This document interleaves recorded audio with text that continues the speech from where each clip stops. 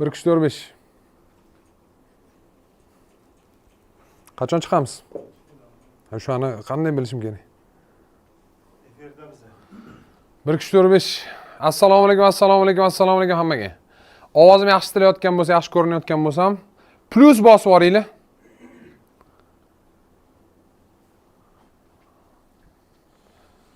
Hammaga assalomu alaykum. Ovozim yaxshi eshitilayotgan bo'lsa, o'zim yaxshi ko'rinayotgan bo'lsam, plus 1 farqi yo'q. Просто belgi qo'yib yuborsanglar bo'ladi.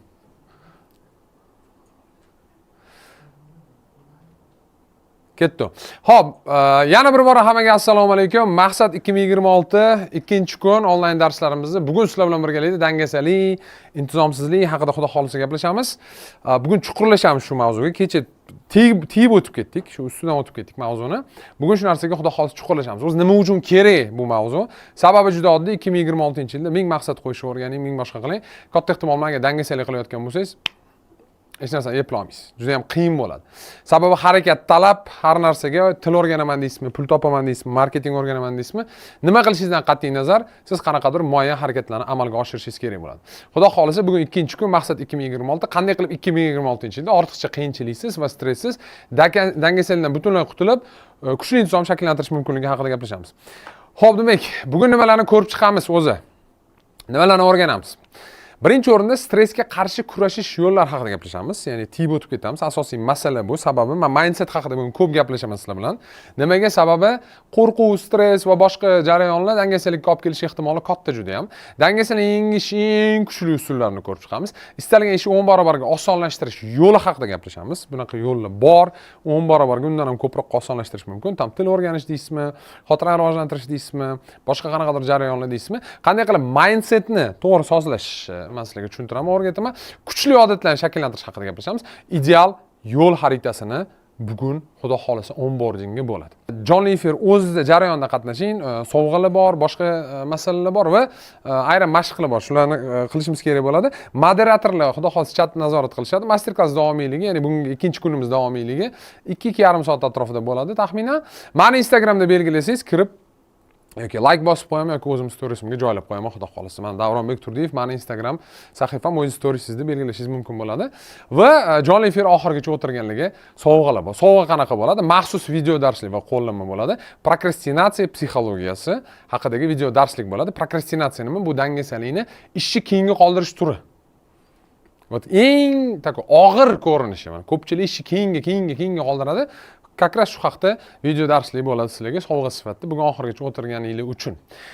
Endi kelinglar bitta masala, kecha birinchi kunimiz o'tdi. Kechangi kundan kim nimani o'rgandi? Chatga yozib yuboringlar. Kim nimani o'rgandi kechagi kunda? Ya'ni qanaqa insight bo'ldi sizda? Nima bo'ldi? Kimdir kirmagan bo'lsa, kecha yo'q deb yozib yuborsanglar bo'ldi. Bo'ldi. Kecha kirmagan ekansizlar deyman. Assalomu alaykum. Kim nimani o'rgandi?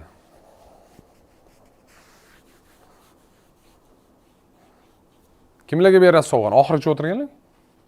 Oxirigacha o'tirganlar video dars bor. Xo'p, maqsad haqida rejalashtirish, reja qo'yish.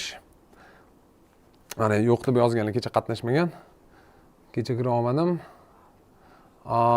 Miyani boshqarish, okey. Hop, kecha kira olmaganlar ham ko'p. Mayli, bugun ham sizlarga xudo xolisa oqar so'r keyinroq sakragan iliq bo'lib qolmaydi. Sizlar uchun bugungi darsam, ya'ni mabodo kecha kirmagan bo'lsanglar ham bugungi dars anchalik foydali bo'ladi xudo xolisa. Xo'p, maqsad qo'yish boshlash kerak ekan va hokazo. Mayli. Asosiy masala. Kelinglar, sekin jarayonni boshlagunimizcha, qolganlar kirib olguncha bir nechta narsani men sizlarga tushuntirib o'tay. Muhim narsalarni, ya'ni bugungi darsimizga tegishli narsalar. Oldin boshqa onlayn darslarda qatnashganlar oranglarda bor. Kecha bu savolni berdim. Kecha o'zi kim qatnashdi, qatnashmadi dedim. Va odatda onlayn darslarda dangasalikni yengishga harakat qilib, oxirigacha yetmaganlar ham bo'ladi. Ya'ni dangasalikka intizomga tegishli kitoblar, maqolalar, ehtimol sun'iy intellekt bilan gaplashgandirsiz bu haqda. Kim oldin dangasalik yengishga harakat qilib bu narsani uddasidan chiqa olmagan. Men deb yozib yuboringlar chatga iltimos. Ya'ni dangasalikni yengishga harakat qilgansiz, qanaqadir kitob o'qigansiz, onlayn qaysidir darsda qatnashgansiz, farqi yo'q. Marafonmi, master klassmi, bepul darsmi, pulli darsmi, qaysidir darsda qatnashgansiz, lekin dangasalikni yengishga muvaffaq bo'lmagansiz. Kimda bo'lgan bu holat? Men deb yozib yuboraylik chatda.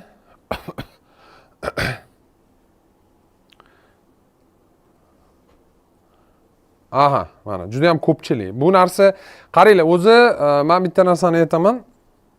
Dangasalik bu umum insoniy muammo. Ya'ni dangasalikdan butunlay qutulgan millat yoki butunlay qutulgan qanaqadir davlat bo'lmaydi.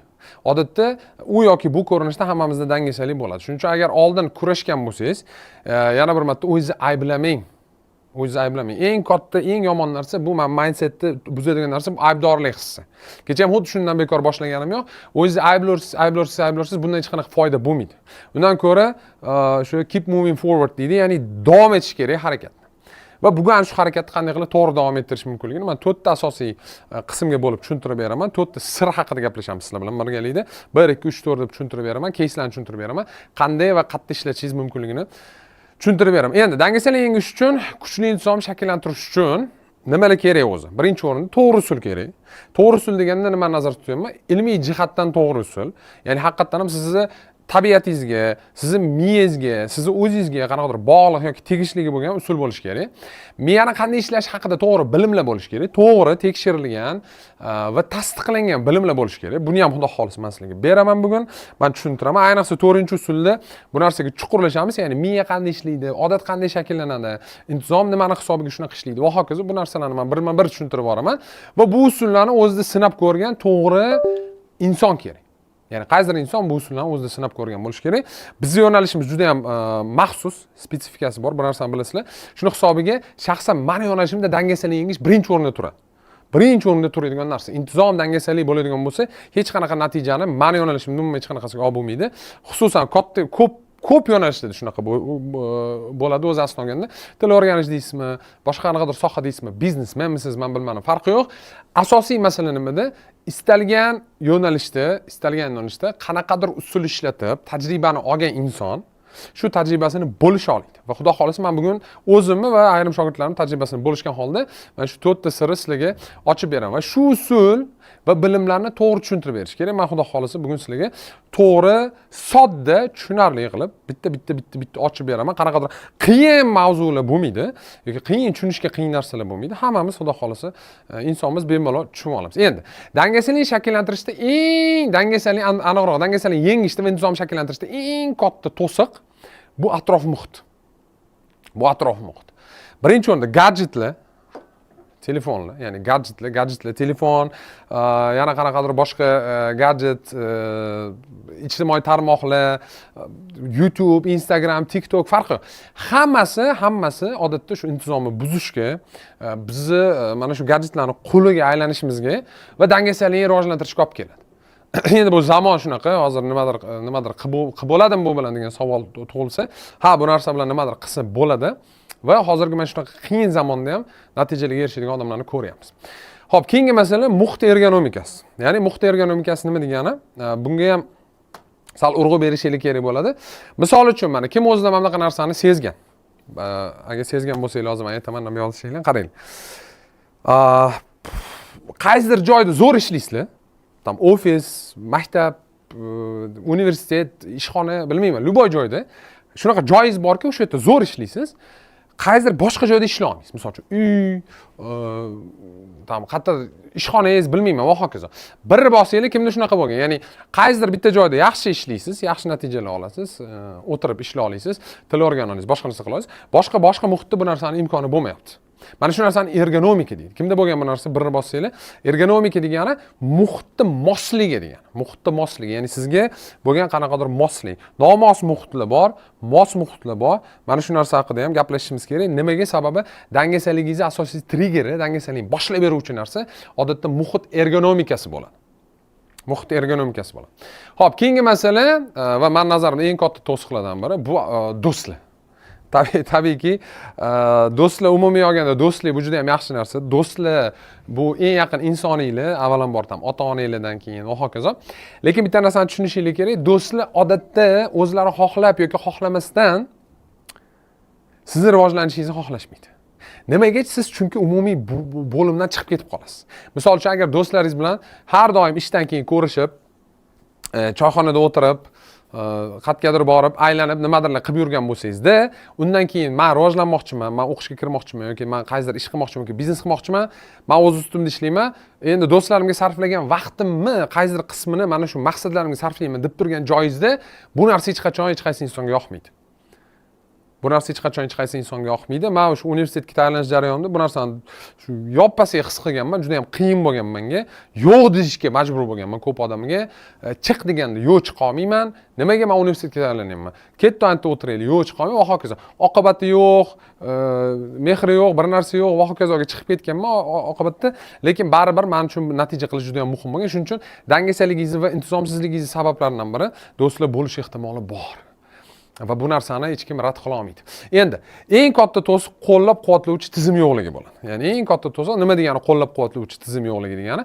Sizni intizomingizni, sizni dangasalikka qarshi kurashishingizni, sizni maqsadga erishish jarayoningizga qarshi chiquvchi narsalar, ya'ni va uni qo'llab-quvvatlovchi tizim yo'qligi. O'shanga ko'pchilik, misol uchun tadbirkorlarni oladigan bo'lsangiz, palon pul to'lab, juda ham katta summalarni to'lab, tam 15 ming, 10 ming, 20 ming dollar to'lab kerak bo'lsa, klublarga kirishadi. Nimaga? Chunki u yerda klublarda 200 ta, 300 ta, 400 ta bir xil tadbirkorlar bo'ladi. Ular rivojlanishadi, ular biznes kengaytirishadi. Shu muhitga kiring, shu muhitdan foyda oling, men o'zim hayotimni o'zgartiray, mana shu insonlar bilan birgalikda men shug'ullanay va hokazo. Bu sport zaliga o'xshaydi. Sherik bilan chiqsangiz natijalar zo'r bo'ladi. Bu narsani bilasizlar. O'zingiz chiqsangiz dangasalik qilasiz, boshqa qilasiz, tashlab qo'yish ehtimoliniz ham katta. Sherik katta rol o'ynaydi. Mana shu muhitni qanday qilib shakllantirish mumkinligi haqida ham sizlar bilan gaplashamiz. Endi maqsadlarni amalga oshirish uchun bitta narsani tushunib olinglar. Mana shuncha gapni gaplashdik. Shuncha gapni gaplashdik, hurmatli ishtirokchilar. Do'stlar haqida gaplashdik, ergonomika haqida gaplashdik. Sirlarga o'tishimizdan oldin, to'g'rimi? Muhit haqida men gapirdim. Lekin bitta narsani tushuninglar, bitta narsani iltimos bugun tushunib olinglar va butun umr unutmanglar hech qachon. Butun umr unutmanglar shu narsani. Sizni hayotingizni o'zgartirish uchun, sizni maqsadlaringizga yetish uchun yo sizni dangasaligingizdan qutulib kuchli intizom shakllantirish uchun bir donagina omil yetarli bo'ladi va bu omil bu siz o'zingiz. Bu omil bu siz o'zingiz. Siz o'zingiz to'g'ri harakatlarni qilsangiz, siz o'zingiz shu deylik bugun o'rgatgan narsani to'g'ri bajarsangiz, misol uchun yoki qanaqadir boshqa bir usul to'g'ri bajaradigan bo'lsangiz, siz istalgan muhitda qanaqa qarshilik bo'lishidan qat'iy nazar o'lmasangiz bo'ldi. Endi o'lim oldi nima bo'lmaydi? Bo'ldi. Mana shu любой boshqa holatda natijaga erisha olasiz degan fikrdaman. Men bugun misol uchun o'zim Instagramga qo'ydim. Kim ko'rdi? Men deb yozinglar. Ko'rdinglarmi Instagramga qo'ygan videoyimni? Qo'l oyog'i yo'q erkak kishi tilini ishlatib O'zbekistonda bo'layotgan ish, kompyuterlarni to'g'irlab, telefonlarni to'g'irlab pul ishlab topar ekan. Qoyil qolsa arziydi. Men misol uchun ayrim shogirdlarimga jag'lim chiqadi shunaqa videolarni ko'rsam. Men aytaman, mana soppa-sog' bo'lsa, hamma joyim butun bo'lsa, nima masala? Nima masala? Nimaga mana bu inson nogiron bo'lib turib, cheklangan bo'lib turib, qanaqadir imkoniyatlari, mana shu narsani amalga oshirmani men deb yozdi ko'pchilik. Ko'rmagan bo'lsanglar ko'ringlar, videoni qo'ydim, men ko'rsatdim, chunki menga ta'sir qildi bu video. Men ko'rdim, qo'li yo'q, oyog'i yo'q, nogiron tug'ilgan inson pul ishlab topib bitta ustaxonada ishlayapti.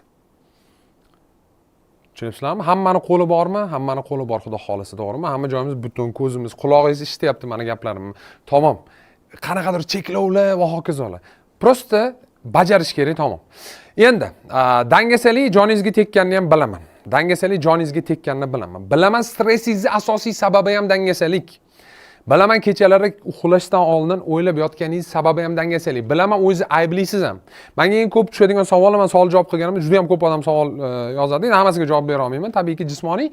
No bitta narsa aniq bilaman. Davron aka orqaga qaytib qolsangiz nimani boshqacha qilardingiz? Davron aka orqaga qaytib qolsangiz nimani boshqacha qilardingiz? Asosiy menga berilgan savol, Davron sen orqaga qaytsang, mabodo nimani boshqacha qilasan? Men sizga bitta narsani aytaman, mana shu afsuslanish sababi ham dangasalik. Nimadir qilmaganmiz, o'qimaganmiz, bilmaganmiz, o'rganmaganmiz, vaqtimizni o'tkazib tashlaganimiz hisobiga qanchadan vaqt o'tgandan keyin ortga qaraymizda, bizga tuyuladiki, voy, qani edi shuni qilsam ekan. Kelajakda ham xuddi shu narsa takrorlanish ehtimoli bor. Va bu stress jihatga yo'qolmaydi. bu stress ichqitga yo'qolmaydi. Endi dangasalik bilan hech qachon kurashmagan bo'lsangiz ham, dangasalik yengishga harakat qilib natijaga erishmagan bo'lsangiz ham, bugungi sirlar sizlarga yordam berishida men точно ishonaman.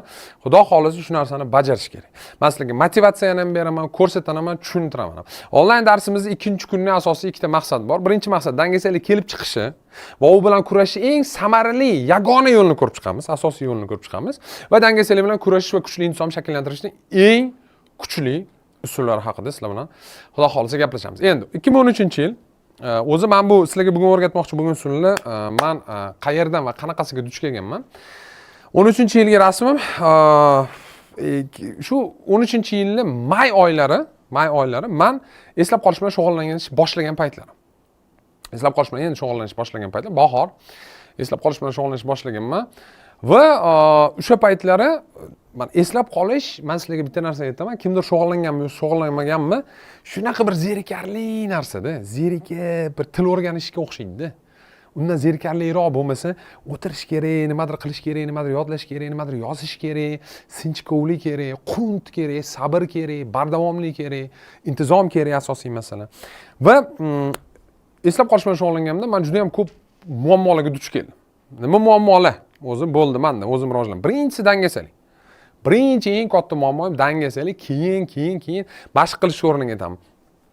Boshqa ish bilan shug'ullanasiz, og'ayningiz chaqiradi, uni oldiga ketasiz va hokazo va hokazo. Universitetga kirib bo'lganman, o'sha asosiy yuklanma meni yelkamdan yechilgan va men o'ylaganman, "Vau, bo'ldi, endi men xudo xolsa universitetda o'qiyman, hayotim yaxshi bitadi." Dangasalik qilganman juda ham ko'p. Hatto net shunda shug'ullanaman. Ishlarni keyinga qoldirish eng katta meni og'riqim bo'lgan. Keyin bo'lgan. Dushanba. Yangi yil keladi. Hozir mana tam 6 kun, 7 kun уже yangi yilga bo'lamiz hammamiz. 2026-yil kirib kelyapti. Xuddi shu настроение yangi yil kiradi. Hammasi zo'r bo'ladi. Nimadir to'g'rilayman, nimani o'zgartiraman. Qisqa qilib aytganda ishlarni keyinga qoldiraman.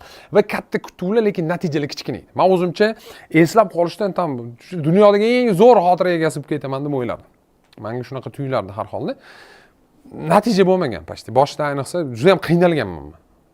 O'zimni men boshqara olmaganman, qila olmaganman, bajara olmaganman. Men uchun yangi soha, qiyin soha. Undan oldin men sport bilan payt shug'ullanardim. Sport как бы men uchun odat bo'lganda. Odat shakllantirish haqida ham gaplashamiz.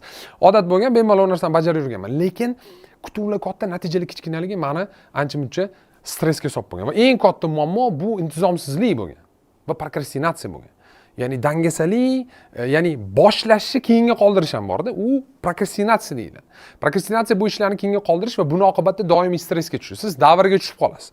Ya'ni bu narsani prokrastinatsiya sikli deydi. Misol uchun vazifa bor qanaqadir. Men bitta vazifani bajarishim kerak. Bitta vazifam bor. Misol uchun meni vazifam sport bilan shug'ullanish yoki deylik, meni vazifam xorijiy so'zlar yodlash yoki meni vazifam yana qanaqadir qo'shimcha narsani o'rganish. Va vazifam keyinga qoldiriladi.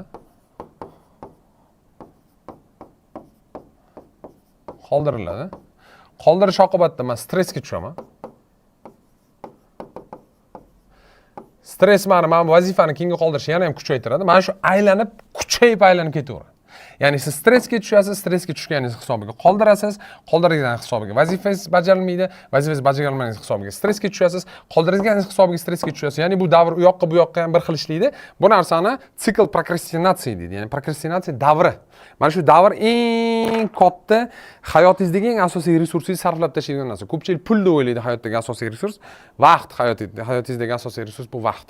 Shu narsani hech qachon unutmang. Vaqtni yo'qotsangiz, men sizga точно ayta olaman.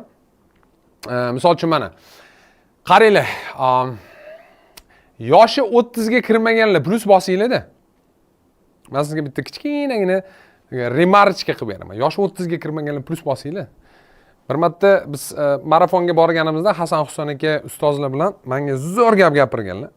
Menga shunda juda chiroyli gap gapirganlar. Davronbek deganlar, mana yoshi 30 ga kirmaganlar plus bosinglar. U aytganki, ustozlar aytishganki, Davronbek, siz bizdan boysiz degan.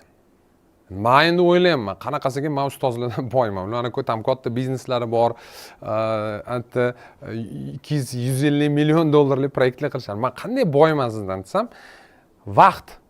Meni yoshim 50 ga kiradi yaqinda. Sen endi tam 32-33 ga kirgan yosh yigitsan. То есть sana hali 20 yil vaqting plus. Men butun pulimni yig'ib, hamma proyekt uy joylarimni sotib ham bu vaqtni 1 yilini ham orqaga qaytara olmayman. Xuddi shu narsani tushuninglar. Ya'ni prokrastinatsiya, ya'ni hayotingizni va ishingizni keyinga qoldirish bu hayotingizdagi eng katta kurashishingiz kerak bo'lgan dushmaningiz. Bu dushman.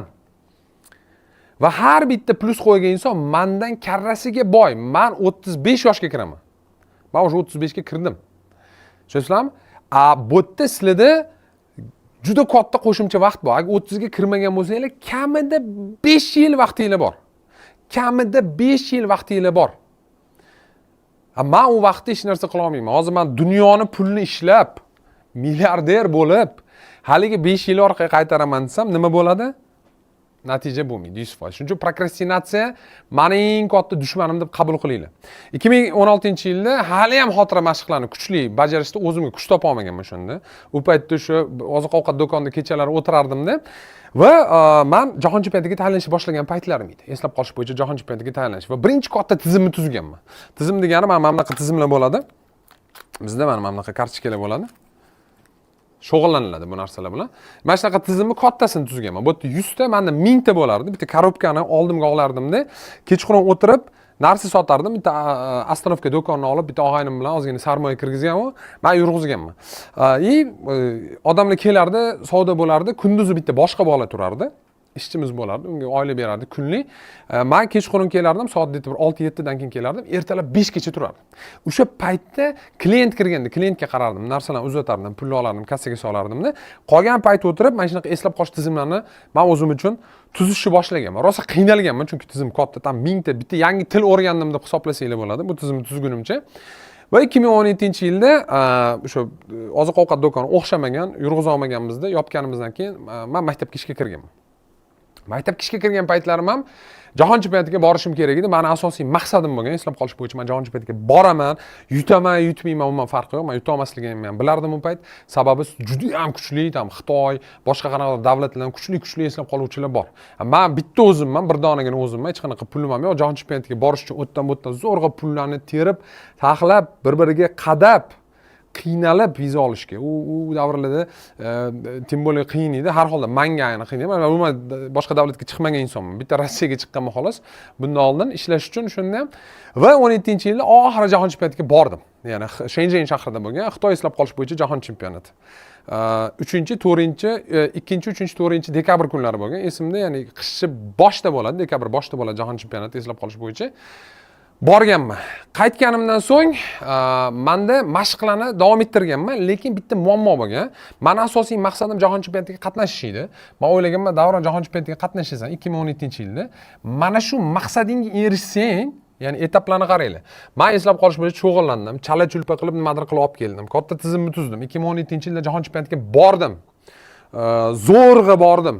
Zo'rg'a shu darajada qiynalib borganmanki, 17-yilda o'tdan Shenzhendan qaytganimda tushunishinglar uchun, qanaqa ahmoq bo'lganimni tasavvur qilishinglar uchun o'zimcha bilyolab olganman. Qanaqadir bitta kurtka sotib olganman, issiqroq bo'lay deb turib. Chunki bu minus bo'lib yotgandi. Sovuq edi O'zbekiston. Borsam o't +30 palmalar bo'lib yotibdi. Ya'ni Xitoy katta joy, ya'ni men endi yana qani Pekin, Gonkonglarni anaqasini ko'rganman. Ob-havosini ko'rganman-da, shunaqa bo'lsa kerak, o'tam sovuq bo'lsa kerak. Borsam boshqacha bo'lib yotibdi. Qaytishda teskarisi bo'lgan o'sha. Qaytganda ikkita perisadka bilan eng qolib ketgan chala bitta biletga qaytganman-da, qaytayotganimda cho'ntagimda 10 yuan pul bor, bitta tanga bilan qaytganman. Urumchidan qaytgan bitta tadbirkor akadan pul olganman qarzga. Nimaga? Quyliqqa yetib olish uchun, Namanganga ketish uchun quyliqqa bordim. Gaplashdim pulni.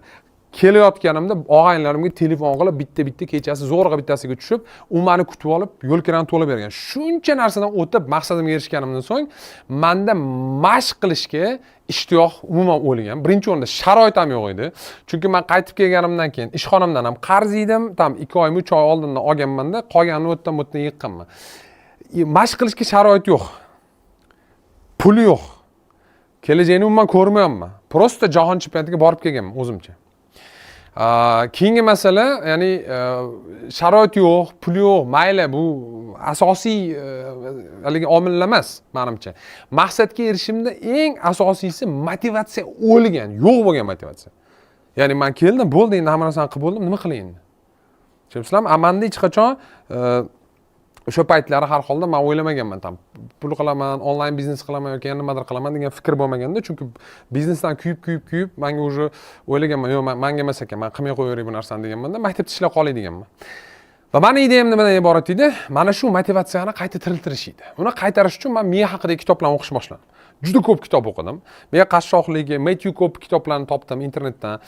Topib, raspchatka qilib, endi hozir misol uchun kitob zakaz qilaman desa, zakaz qilishga sharoit zo'r. Tam uzun bor, asaxiy bor, boshqa bor. 17-yilda nima bor edi? Hech narsa yo'q edi pastda. Yoki men bilmaganman nimadir borligini. Har holda men o'tdan bu yerdan nimadir qilib PDF fayllarni, boshqa fayllarni olib turib, qo'shimcha kitoblarni o'qishni boshlaganman.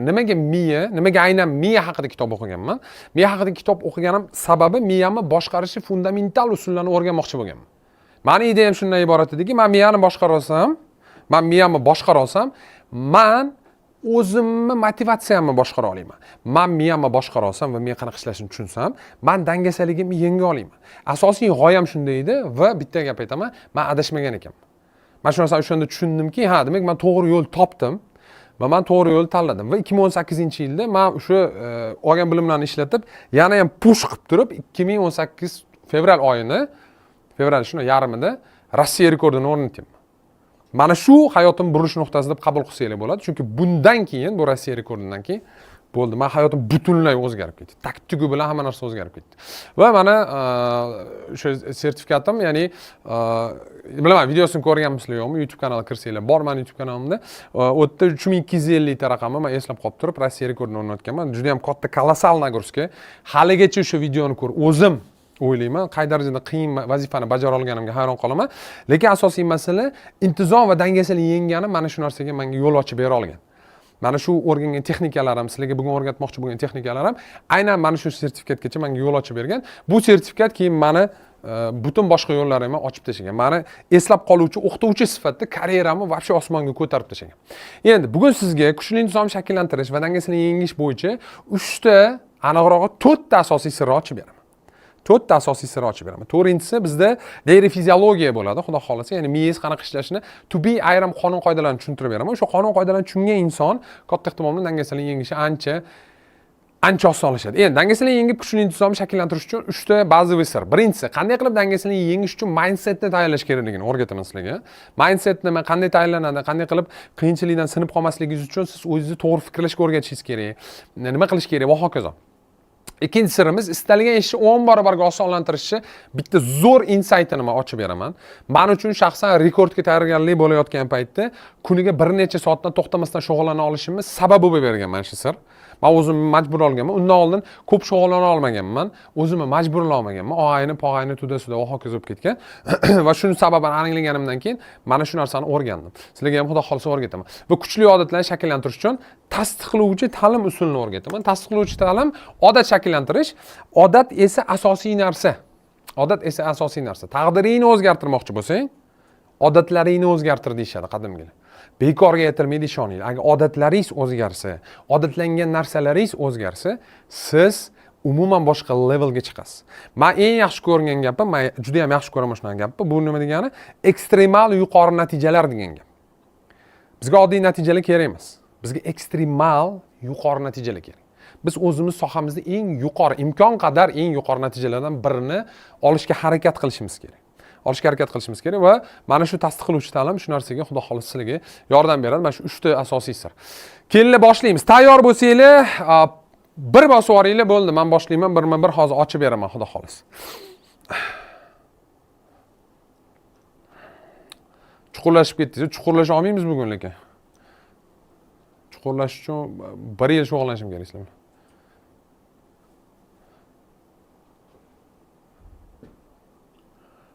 Bir.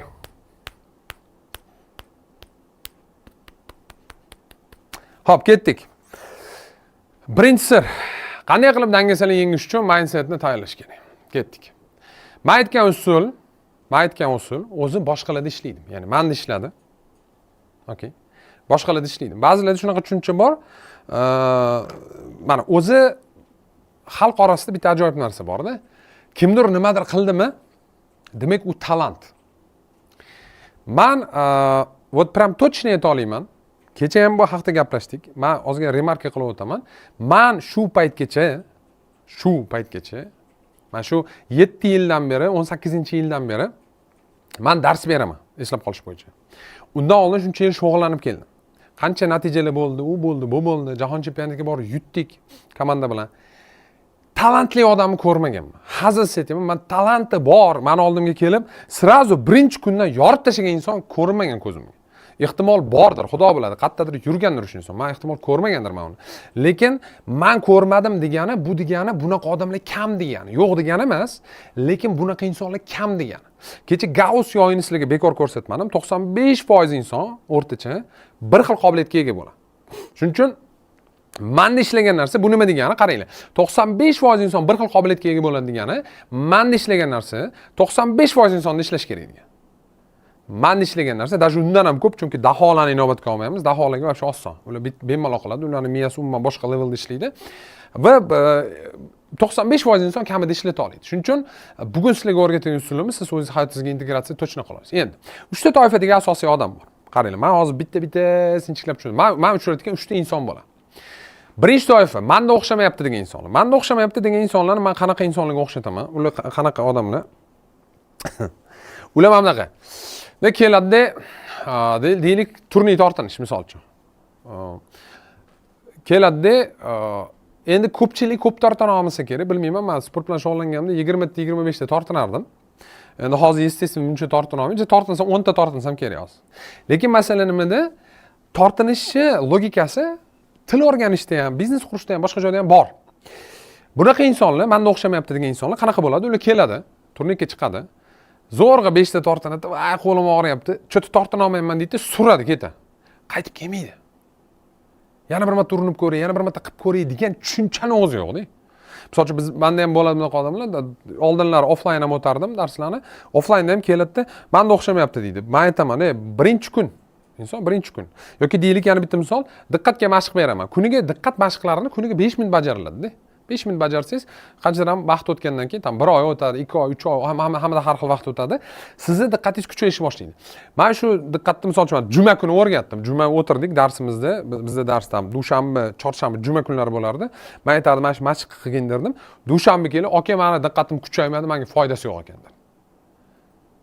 Men nima deysizda bunaqa odamlarga? Mana shu menda o'xshamayapti degan odam bo'lsangiz siz, bitta urinishda qilib ko'rib, bo'ldi, menga ishlamas ekan deb qaytadigan bo'lsangiz, men sizga точно ayta olaman, muvaffaqiyatga erisha olmaysiz. Muvaffaqiyat reyti unaqa ishlamaydi. Misol uchun, statistika oladigan bo'lsangiz, 1 milliard dollarlik kompaniya qurgan tadbirkorlarni o'rtacha 8 ta biznesi qulagan bo'ladi. Va 9-inchisi successful bo'ladi. 9-inchisi muvaffaqiyatli bo'ladi. Bitta, 2 ta, 3 ta, 4 ta, 6 ta, 7 ta va hokazo. Endi bu o'rtacha raqam. Kimdadir bittada o'xshaydi, kamdan kam. Kimdadir 3 ta, 4 tada, kimdadir 20 tada. Va hokazo. O'rtasi 8. Bu statistikada 200 ta katta kompaniya qurgan tadbirkorlarni ko'rib chiqishgan. 9-chi biznes, ya'ni bitta urinishda o'xshamaydi hech narsa. Bitta urinishda bir marta qildimda, endi menga ishlamas ekan, bir ketib yuboradigan bo'lsangiz, men sizga bitta narsani точно ayta olaman, butun umr ketib yuborasiz. Hech narsani o'rganmaysiz. Til o'rganishni boshlaysiz, ketib yuborasiz. Xotirani rivojlantirishni boshlaysiz, ketib yuborasiz. Rejalashtirishni o'rganasiz, ketib yuborasiz. Sport zaliga chiqasiz, ketib yuborasiz. Va hokazo. Hech narsa oxirigacha yetib bormaydi. Bunaqa insonlar точно. Keyingi toifadagi insonlar bu noluvchilar. Bay. Eng qiyini shu. Eng qiyini shu. Men kecha kursimda taqdimotda ham aytdim, noluvchi bo'lsanglar, iltimos kelmanglar, iltimos. Bunaqa odamlar bor, bularga hech narsa yordam bermaydi. Noluvchi inson bo'ldi, u bu hayotni yutqizdi. Tamom, o'zgartirmaguncha mana buni, bu insonga hech narsa yordam bera olmaydi. U polni fikrlashini o'zgartirmaguncha noluvchi inson hamma narsadan noliydi. Misol uchun, meni oldimga men bir paytlar shu Rohim aka Gulamov tanisinglar kerak, Inhada trening o'tganlarda meni chaqirganlar va men u yerda bozor analizi, customer analizi haqida ozgina leksiya o'qiganman. Oldimga bitta tadbirkor kelgan. Leksiya tugagan, hammasi obedga chiqib ketyapti. Oldim kelganda aka savolding, men Xitoy tilini o'rganyapman degan. Xo'p deganman, nima masala desam, men deydi qiynalyapman deydi. Men aytayapman, aka savol nimadan iborat desam, men qiynalyapman Xitoy tilini o'rganib. Men aytayapman, aka qiynalasiz. Nimaga qiynalaman deydi. Xitoy tilini o'rganish qiyin-ku. Tushunasizlarmi? Ya'ni fitness klubdan chiqib, meni mushaklarim og'riyapti. Meni mushaklarim. Men kulgili bitta hodisani aytib beraman sizlarga. Ahad aka bizga aytib bergan. Bitta bolani onasi fitness klubda. Ustunlarini ariza yozaman deb turib olgan. Nimaga? Chunki og'rigan ikkita qo'li. Mana biceps mushaklari og'rigan. U nimaga og'rigan? U kelib shug'ullangan.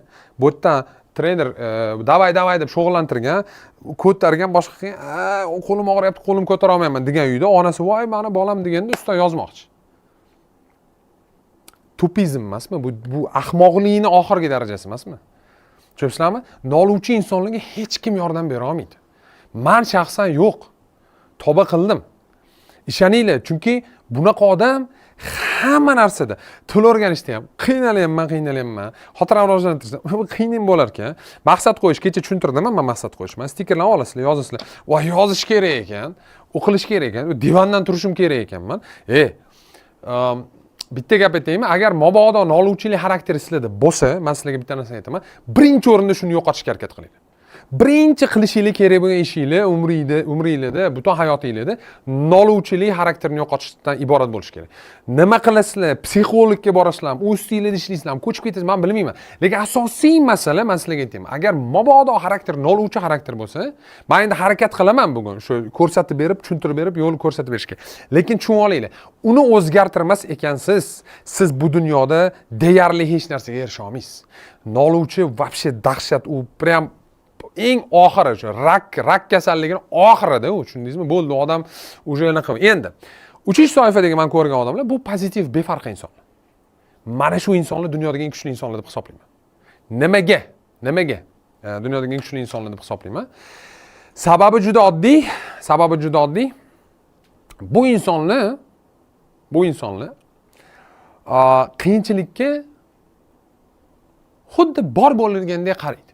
Misol uchun men tushuntirib beraman. Mana 2-3 odam farqini tushuntirib beraman. Qaranglar. O'xshamayapti.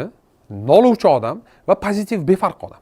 3 ta odam bor. Men befarq odam emas bu, pozitiv befarq odam. Buni farqi bor. Qaranglar. O'xshamayapti odam qanaqa bo'ladi? Deylik, qanaqadir yo'l bor. Qanaqadir yo'l qiyshiq. Tam chuqurlari bor, nimadirlar. Lekin o'tmasangiz, bormoqchi bo'lgan joyingizga bora olmaysiz. Misol uchun. O'xshamayapti degan odam nima qiladi? Yuratda yo'l chuqur, ikki chuqur qoqilsa, yo'l bo'lmabdi deydi, tekis yo'l qidirgan ketadi. Boshqa yo'l bo'lmasa ham. Noluvchi odam nima qiladi? Haligi yo'ldan yuraveradi balki. Lekin to'xtamasdan yig'lab yuradi. Voy, yo'l tekis, qiyshiq ekan, havo yoqmayapti, bir narsa deb yuraveradi o'sha. Yo'lda yuradi, kirchuv ham bormaydi katta ehtimol. Pozitiv befarq odam prosta ketadi. U shunday keladi-da, haligi yo'ldan misol uchun xuddi haligi tufliga tosh tiqilib qolgan, to'g'ri og'riydi, to'g'ri noqulay. Nima qilish kerak? Agar misol uchun tuflimni yechib toshimni qoqib yubora olsam, qoqib yuboraman. Qoqib yubora olmasam nima qilishim kerak? Tushunasizlarmi? Insonlar qanaqadir ichki kibri bor. Men aytayapman, siz insonsiz, insonligingizni unutmang. Siz insonsiz degani hamma narsani siz boshqara olmaysiz. Meni qo'limda emas, atrofdagi. Men o'zim meni qo'limdaman xolos. Ito'tam ertaga uyg'onamanmi, yo'qmi, u meni qo'limda emas даже. Yuraydi, to'xtashi mumkin, любой narsa bo'lishi mumkin. Men bilmayman. Agar men bilmas ekanman, men nimaga menga tegishli bo'lmagan narsaga farqim, ya'ni e'tibor berishim kerak. Bu narsani men pozitiv befarqlik yoki pozitiv e'tiborsizlik deyman. Mana shunaqa insonga aylanishingiz kerak, birinchi o'rinda. Endi qarab turinglar. Bu insonga aylanish uchun sizga kerakli bo'lgan narsa bu KPI. Key Performance Indicator deydi. Nima degani? KPI degani. Bilamiz biz hammamiz biznesda bor KPI, Key Performance Indicator degani bu kalit nuqtalar. E'tibor berishingiz kerak bo'lgan kalit nuqtalar. Har narsaga e'tibor bersangiz tamom bo'lasiz. Ayniqsa odamlar nima deyotganiga. Misol uchun men mediadaman, mediada har xil odamlar borda. Instagramda, YouTube'da kimdir hate qiladi, kimdirga yoqmaysiz, kimdir yana nimadir deydi va hokazo. E'tibor beraversam men nima qilishim kerak? Men hamma narsani yopib ketib yuborishim kerak qatgan. Qishloqqa qaytib, qayerdadir shu yerda yashashim kerak-da, ya'ni o'zim. Hech narsa bilan shug'ullanmasligim kerak. Tushunyapsizmi? Yoki mediaga tegishli bo'lmagan narsa bilan shug'ullanishim kerak. Shuning uchun men nima qilaman? Men o'zimning KPI'im bor, meni key performance indicatorlarim bor. O'sha indikatorlarga e'tibor beraman. Bo'ldi, qolgani menga muhim emas. Muhim emas. Bu hayotda prioritetli o'ta muhim. Va eng asosiy narsa yo'q deyishni o'rganishingiz kerak.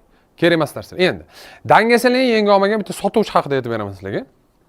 Juda ham ajoyib case bo'lgan bu, shaxsan men uchun. Qisqasi sotuvchilik bilan kim shug'ullangan? Men deb yozinglar.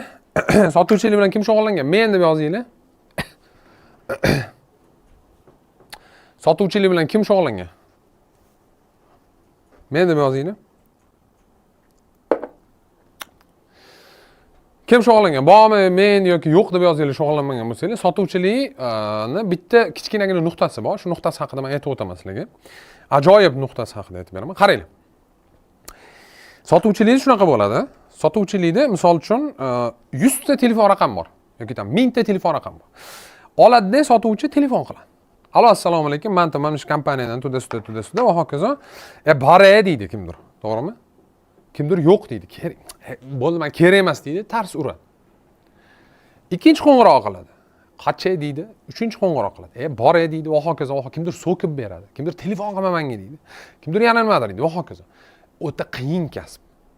O'ta qiyin. Moralni, ya'ni siz ruhiy kuchli bo'lishingiz kerak sotuvchi bo'lish uchun. Realni bilan baquvvat bo'lishingiz kerak. Unaqada 10 ta 20 ta yo'q eshitib, 21-marta olib turib telefonni ko'tarib, yana xuddi kayfiyati buzilmasdan telefon qilish o'ta og'ir narsa. Va mana shu narsa haligi bolani, sotuvchi bolani kayfiyatsizlikka tushirib qo'ygan, dangasalikka tushirib qo'ygan. Telefon qilgisi kelmagan. Endi dangasalikning o'zi asosiy sabablarini ko'rib chiqadigan bo'lsak, qaranglar. Birinchi sabab ish hajmi. Ya'ni ish ko'pligi.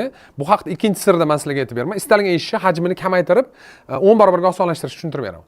Ish hajmi, ya'ni ko'p ish bo'lsa odam dangasalik qiladi. Vay 3 soat ingliz tili bilan shug'ullanishim kerak. Vay tam 10 kilometr yugurishim kerak. Vay yana bir narsa qilishim kerak. Va hokazo mana shu dangasalikning birinchi sabablaridan biri. Ikkinchi sababi qo'rquv. Qo'rquv, yo'q deyishdan qo'rqish juda ham katta dangasalikka olib keladi. Sotuvchilikda bu prям markazda turadi. Qo'rquv, qila olmasmikinman? Qiyin bo'larmikin? Misol uchun eslab qolishda ham shunaqa. Unutib qo'yarmikinman? Yoki yodlash qiyin bo'larmikin degan tushunchani o'zi dangasalikka olib keladi. Dangasalik olib keladi. Charchoq. Keyingi holat endi buni anaqa bilan to'g'rilasa bo'ladi. O'zi fiziologik masala bu. Ya'ni vitamin va hokazolar yetmishsa ham dangasalikka uchraysiz. Va aniq reja yo'qligi. Konkretni rejangiz bo'lmasa, misol uchun mana oddiy misol. Qaranglar, ertalab turasizlar, ertalab sizlar nima bo'ladi? Ertalab mana yugurmoqchi bo'lgansizlar. Oranglarda bor. Kimdadir bo'lgan bo'lsa, shu holat plus bosib yuborasizlar. Ertalab turadi. Soat 5, ko'cha qorong'i muzdek bo'lib yotibdi. Ko'zni ochasizlar, birinchi xayolga nima keladi? Yugurish emas. Yo'q. Voy, krossovkam tayyorlamayman, kiyimimni tayyorlamayman. Undan tashqari kecha kam uxladim, bo'lishga dialog ketadi. O'zi qatga yugurishim kerak, nima qilishim kerak? Men ertaga yuguraman deysiz, qo'l siltaysiz. Plus bosinglar, kimda shunaqa bo'lgan? Ya'ni krossovkam qatta edi, hozir tursam kimnidir uyg'otaman. Nimadir bahonalar keladi-da, oqibat siz bu narsani qilmaysiz, siz dangasalik qilasiz. Nimaga bu narsa bor? O'zi sababi aniq reja bo'lmagan. Sababi kechqurun krossovka anaqalarni tayyorlanmagan. Sababi kechqurun o'zingizga o'zi aytmagansiz. Men mana shu bir krug, ikki krug aylanaman, konkretni shuna qaytib kelaman, bo'ldi choyimni ichaman. Va hokazo. Mana shu narsa yo'qligini hisobiga odatda biz dangasalik, ya'ni dangasalikning asosiy 4 ta sababi. Ish hajmi, ko'p ishdan qo'rqamiz. Qo'rqqanimiz uchun qilamiz. Charchoq, sog'liq masalasini, bu boshqa masala va aniq reja yo'qligi. Mana shu narsalar siz dangasalikka olib kelishi mumkin. Endi dangasalikning yana bitta sababi bu natijaviy mindset. Natijaga urg'u berish. Men boya KPI deb bekor aytmadim. Key Performance Indicator natija qilib olamiz. Ya'ni bu kalit nuqta, e'tibor berishingiz kerak bo'lgan narsa bu KPI hisoblanadi. Endi siz natijaga e'tibor berganingiz uchun odatda dangasalik qilasiz. Siz natijaga e'tibor berasiz, siz aytasizki, mana men deylik hozir mana odat shakllantirish haqida gaplashganimizda tushunib olasizlar, ya'ni chuqurroq. Men tam IELTS 8 olishim kerak. Misol uchun. Natijaga e'tibor beramiz. IELTS 8 olish uchun nima qilish kerak o'zi? Yaxshi ustozga haftasiga 3 marta borish kerak. Qanchadir ham so'z yodlash kerak. Qanchadir ham grammatika qoida, qanchadir ham speaking qilish kerak, qanchadir ham listening. Mana shunga urg'u bermaydi. Oxirgi natijani o'ylaydi odam. U natijani o'ylasangiz, u natijagacha olib boruvchi yo'l katta, u qo'rqitadi. Ya'ni ish hajmi vobshe katta. 8 olish oson ish emas-da. Tushunyapsizlarmi? Asosiy masala shunda. Ayniqsa dangasa bo'lsangiz oson ish emas. Intizom bilan dangasalik qilmasangiz, любой odam IELTS 8.5 ola oladi. Точно ayta olamiz. Любой odam bu narsani qila oladi. Endi natija mindseti sizni qo'rquvga olib keladi. Va haligi sotuvchi nima unda qo'rquv bo'lgan? U aytganki, menga Davron aka yo'q, eshitish jonga tegdi. Uni anaqasi telefon ko'targanda, telefonni olib turib ko'targanda, "Alo" deganda, u sotishni urg'u berganda. Shuning uchun, misol uchun, biznesda ham, aytaylik, sotuv bo'limini qurishda ham KPI hech qachon natijaga qurilmaydi. Mana shu narsani yaxshilab bilib olaylik. Mana shu eng kichkinagina joyi. KPI doim harakatga bog'lanadi. Harakat mindseti. Menga aytdim, men qaradim. Kuniga necha marta qo'ng'iroq qilasan? 50 marta, misol uchun. Okey, seni maqsading sotish bo'lmasin dedim. Seni maqsading kuniga 50 marta telefon qilish bo'lsin dedim. То есть mindsetingni, fikringni sotuvdan qo'ng'iroqlarga o'tqiz. Qo'ng'iroqlar soniga o'tqiz. IELTS 8 ni maqsad qilma, kuniga ingliz tili bilan 3 soat shug'ullanish shundan ko'ra maqsad qil. Ya'ni buni beradi oqibatda, lekin buni o'ylash, men buni bera olmaydi. Tushundinglarmi? Buni beradi, buni bera olmaydi. Key performance indicator bu emas, oxirgi maqsad emas, maqsadga eltuvchi qadamlar. Mana shunga urg'u qaratgan inson qolgan narsaga befarq bo'lib qoladi. Bunga keyin farqi bo'lmadi. Bu keyin 1 oy o'tdi, 2 oy o'tdi, sotuvlar soni oshishni boshladi. Nimaga? Chunki ko'p qo'ng'iroq qilish boshladi. Qo'rqmasdan. Keyin men KPI 50 tadan 100 tagacha ko'tarib olgan. Qolganlar 50 marta telefon qilgan joyida 100 martadan telefon qilish boshladi. Nimaga? Chunki yo'q unga farqi, u просто qo'ng'iroq qilib bog'lanib, olasanmi yo'qmi, va hokazo. Sekin-sekin mana shu qo'rquvni yengani hisobiga unda dangasalik yo'qolib ketdi. Shuning uchun KPI'ingiz ustida ishlang. Har safar siz qilmoqchi bo'lgan ishingizni kalit nuqtasini toping. Nima kalit nuqtasi? Nima kalit nuqtasi? Men misol uchun deb deylik, mana savol sizlarga-da. Ingliz tili kim til o'rganyapti, bilmayman, hozir oranglarda. Любой tilni o'rganish uchun yaxshi zo'r darajagacha gaplashish uchun IELTS 8.5 misolda oladigan bo'lsak, 8.5 degani zo'r gaplashadi va eshitadi ham, tushunadi ham, yoza oladi ham degan, hamma narsa degan. Zo'r gaplashish uchun, zo'r yoza olish uchun qaysidir tilda, zo'r tushunish uchun haligi tilni qancha vaqt kerak? 0 dan boshlab. Kuniga tam 2 soat, 3 soatdan shug'ullansa. Sizningcha. Men o'rtasini olaman primerni.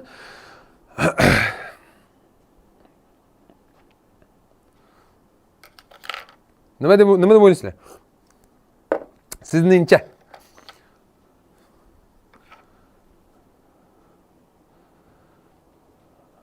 Bir yil, kimdir 2 yil. 2 yil, 8 oy, okey. 2 yil. 1 soat, okey. 2 yil deylik, ko'pchilik 2 yil yozdi, bo'ldi, 2 yil deylik. Xo'p, 2 yil deylik. Endi qarang.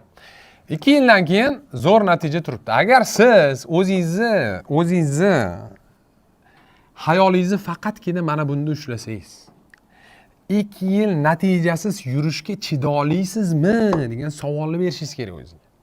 Key performance indicator oxirgi holat bo'ladigan bo'lsa, mana bu yerdagi natijasiz yurgan holatlaringizni, natija til o'rganishda va любой boshqa sohada noproporsional. Siz bir kun shug'ullanib, xuddi shu bir kunga teng natija olavermaysiz.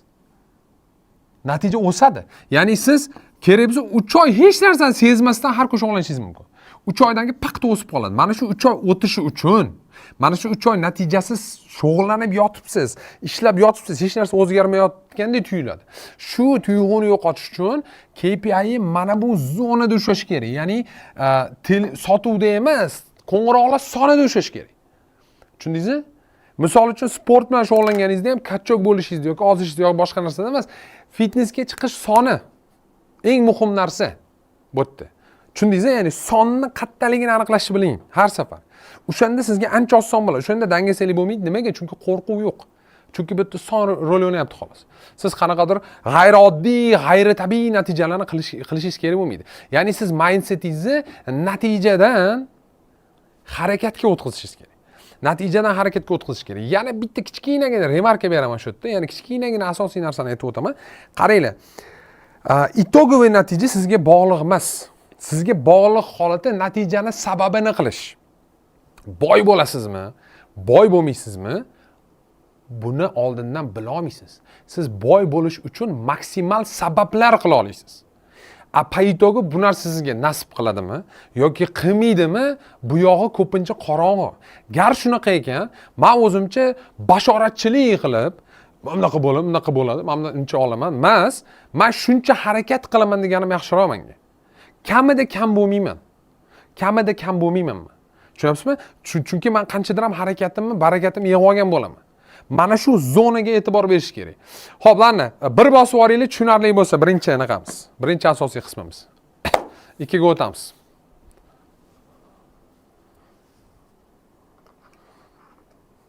Birinchi asosiy qismimiz bir bosib olinglar, tushunarli bo'lsa.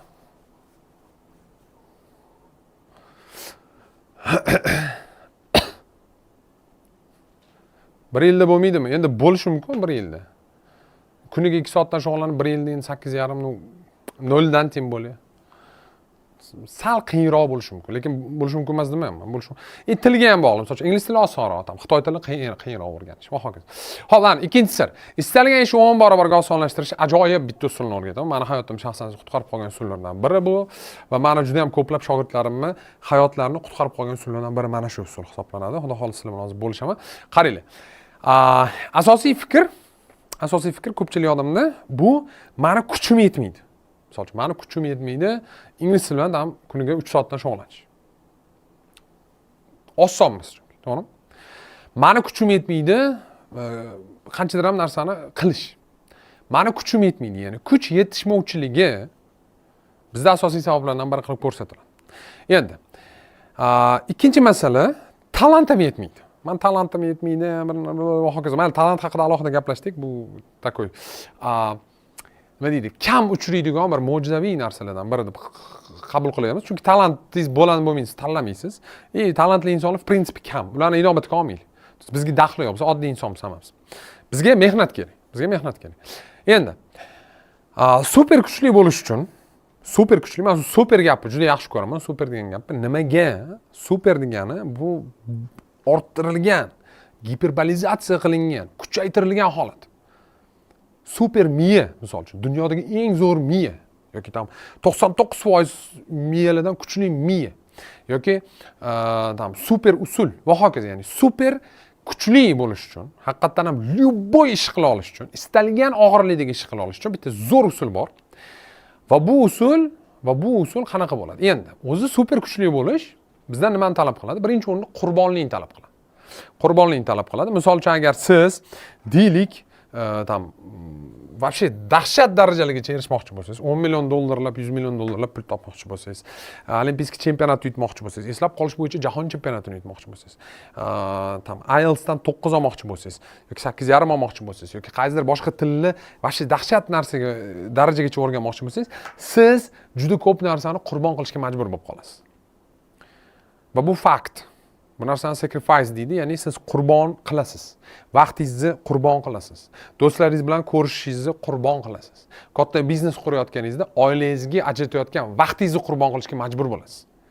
Ayniqsa o'sish paytida. Mana shu qurbonlarni qilishga majbur bo'lasiz. Ya'ni super ekstremal yuqori natijalar uchun doimiy ravishda qurbonliklar kerak bo'ladi. Endi qanday qilib mana shu qurbonliklarni chetlab o'tib natijaga baribir erishsa bo'ladi degan savolni men o'zimga bir paytlar berganman. Lekin baribir ko'p narsani qurbon qilishga majbur bo'lganman jarayonda. Mana shu usul menga shu yo'lni ochib bergan. Chidamligi kam bitta shogirdim bor edi. Chidamlik degani nima degani? Eslab qolish bo'yicha bu yigit kelgandan oldimda, men qanaqadir vaqt zo'r natijalarni xohlayman. Okey. Buning uchun kuniga 2 soatdan shug'ullanish kerak. Bir necha yil. Kuniga 2 soatdan bir necha yil. To'g'ri, shu. Xuddi IELTS 8 olganga o'xshagan narsa-da. IELTS 8,5, bir necha yil kuniga 2 soat 3 soatda. Yoki 1 yil, 2 yil va hokazo. Yoki 3 yil. Bir necha yil. Okey. Lekin bu bolaning bitta muammosi, muammo nimadan iborat? 2 soat bir joyda o'tira olmaydi. Qiyin, ish hajmi katta, dangasalik qiladi, insonsizlik qiladi. Chunki ko'p-da bu endi 2 soat o'tirishni o'zi qiyin. 2 soat tugul 5 minut namoz o'tiramiz. Ko'pchilik telefonni hojatxonaga olib kirib ketadi. Telefonsiz o'tira olmaganiga. Bu 2 soat haqida gap ketyapti. Tushunyapsizlarmi? Chidamlilik kamligini hisobiga qanaqa muammolarga uchragan o'zi? Birinchisi, ko'p vaqt mobaynida dars qila olmaydi. Ko'p vaqt mobaynida dars qila olmaydi. Chalg'iydi, boshqa bo'ladi. Tim bo'lib oilaviy odam haqida gap ketyapti. Qiyin, qisqasi. Qiyin masala.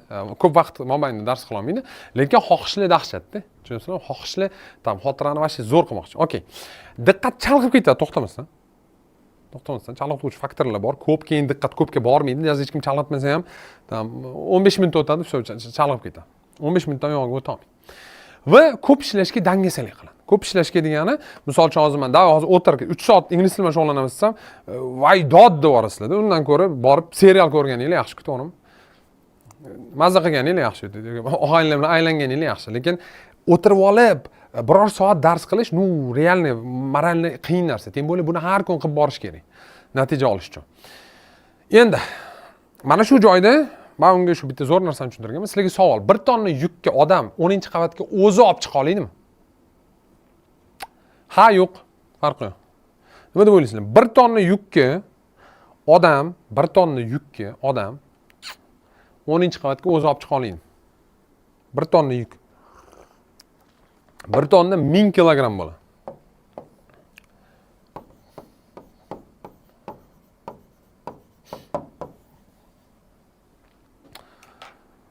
Ha yo'q, kimdir yo'q dedi, ko'pchilik yo'q dedi, kimdir ha dedi, hokazo. Yoki deylik misol, mana bir tonna yukka odam o'zi tepaga olib chiqa oladimi desam, bu narsani jismoniy imkoni yo'q. Bir tonna bitta katta mashinada, bitta mashina deylik, bir tonna. U bir tonnani odam ko'tarib 10-qavatga olib chiqish tugul, uni ko'tara olmaydi ham. To есть bir tonnani yerdan uzgan inson bo'lganmi, bo'lmaganmi bilmayman. Hozir yo'q to'chni. Jahon rekordlarini ko'rsangiz ham bir 200-300 kiloga borib taqaladi. Yo'q, hech kim qiyinda. U odam tanasi va sinib ketadi. Bu da bir tonna haqida gap ketyapti. Endi savol, boshqacharoq savol.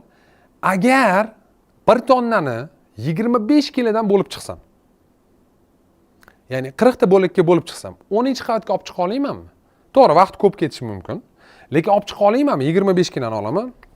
10-qavatga chiqaman, qo'yaman, pastga tushaman, yana 25 kiloni olaman. Buni qilish uchun o'sha katta kuchga ega bo'lish shart emas. Lyuboy odam qila oladi. Ya'ni lyuboy odam bu narsani aniq qila oladi. Tushunyapsizlarmi? Agar bir tonnani men olib turib, mana juda oddiy logikada 25 kilolarga bo'lib chiqsam yoki 10 kilolarga bo'lib chiqsam farqi yo'q. Men 100 tonnani ham olib chiqa olayman. 100 tonna menga yetarlicha vaqt bersanglar bo'ldi. Menga vaqt beringlar, men 100 tonna yukni 10-qavatga olib chiqib beraman. Bilmadim, bir hafta ketar, bir oy ketar, xudo biladi. Lekin asosiy masala nima? 25 kilo olaman, chiqaman, tashiyman, tushaman, 25 kilo olaman, chiqaman, tashiyman, tushaman, 20 va hokazo. Xuddi shu narsa oshmasa, bir qozon oshni yeb bo'ladimi? Yo'q. Qozonni yo'maysiz ham, lekin kosa-kosaga solib yetarlicha vaqt bo'lsa, bu narsani ham eplasa bo'ladi. Ya'ni bu yerda masala nimada? Ishni yukini kamaytirish, vaznni kamaytirish. Ko'pchilik nimagadir bu haqda umuman o'ylamaydi. Men hayron qolaman. Misol uchun agar og'ir yukka keladigan bo'lsak, bu hayolimizga keladi. Men shunda o'ylab qolganman. Og'ir yuk hayolimga keladi mana. Misol uchun og'ir narsani tam 100 kilo narsa bo'lsa, 10 kiloda men undan ko'ra 2-10 kiloni qo'ltiqlab ko'tarib 5 marta chiqib tushganim yaxshi. Chem qiynalib belimni sindirib 100 kiloni ko'targanimda. Nimagadir aqli ishga kelganda odamlar mana shu narsani tushunmay qoladi. Men hayron qolasiz. Tupit qilib turaveradi, tushunmaydi. Ne o'ylaydi? Haligi xuddi o'tirib ol. Mana umumiy tannajni oladigan bo'lsak, tannaj degan tushuncha bor. Umumiy ish hajmi 3 soat bo'lish kerak bo'lsa, kim aytdi o'sha 3 soatni birdan 3 soat qilish kerak edi? Ayniqsa siz dangasa bo'lsangiz, mana dangasal uchun zo'r yechimda bu. Zo'r yechimda, tushunyapsizlarmi? Ya'ni umumiy tannaj eng muhim narsa. Misol uchun bizda eslab qolishdi. Men aytaman, kuniga 1 soat shug'ullanan desam, ko'pchilik 1 soat o'tirib olib shug'ullana olmayman deydi. Buni yechimi oddiy. Ertalab uyg'onasan 15 minut shug'ullansan deyman. Bitta 15 minut shug'ullansan, abeting sal tezroq qilasan, 15 minut shug'ullanasan. Mana senga dastur. 15 minut shug'ullanasan, uyingga shunoq kelib, ovqat isiguncha 15 minut shug'ullanasan, uxlashdan oldin. Bo'ldi. 15 minut shug'ullana olaysanmi desam, ha deydi, sразу любой odam. Ha 15 minut shug'ullana olaman. Bo'ldi, sen 15 minut shug'ullana olsang, sen 10 soat ham shug'ullana olasan. Asosiy logika shundan iborat. Ya'ni agar biz dangasaligimiz ish hajmiga borib taqaladigan bo'lsa, men dangasalikning sabablarini boya sanab o'tdim. O'sha hajmni kamaytirishdan-da yaxshi yechim topa olmaysiz hech qachon. Agar 1 tonnani ko'tara olmaydigan bo'lsangiz, prosta bo'lib chiqing bo'ldi. 100 million tonnani ko'tara olasiz. Million tonnani faqat bo'lsangiz bo'ldi uni. Bo'lib chiqsangiz bo'ldi va yetarlicha vaqtingiz bo'lsa bo'ldi. Prikol shunda. Ya'ni biz jismoniy narsaga nisbatan shunaqa qaraymizda, aqliy narsaga nisbatan biz xayolimizga mana shu narsani keltirmaymiz odatda. Endi buning uchun bitta zo'r texnika bor, time blocking degan texnika bor. Men shu texnikaga hamma shogirdlarim bilan o'rgataman. Davay deyman, gazini mos. Yana bir martalik qil. Yo, fokus qochib effekt slabiy bo'ladi, ish bitadi. Effekt umuman bo'lmagan bilan effekt slabiy bo'lishini bir-biriga solishtiryapmiz. Tushundingizmi?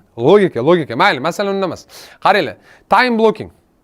Bu birinchi masala. Undan tashqari mana shu korotka iteratsiyani ichiga fokus ushlashni o'rgansa bo'ladi. Har holda biz bu narsani o'rganganmiz. Ya'ni vaqt o'tib odatlanadi odam. Sekin-sekin bu narsani biosoat deydi.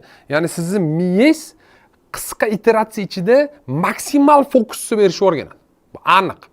Endi mayli, qarab turinglar.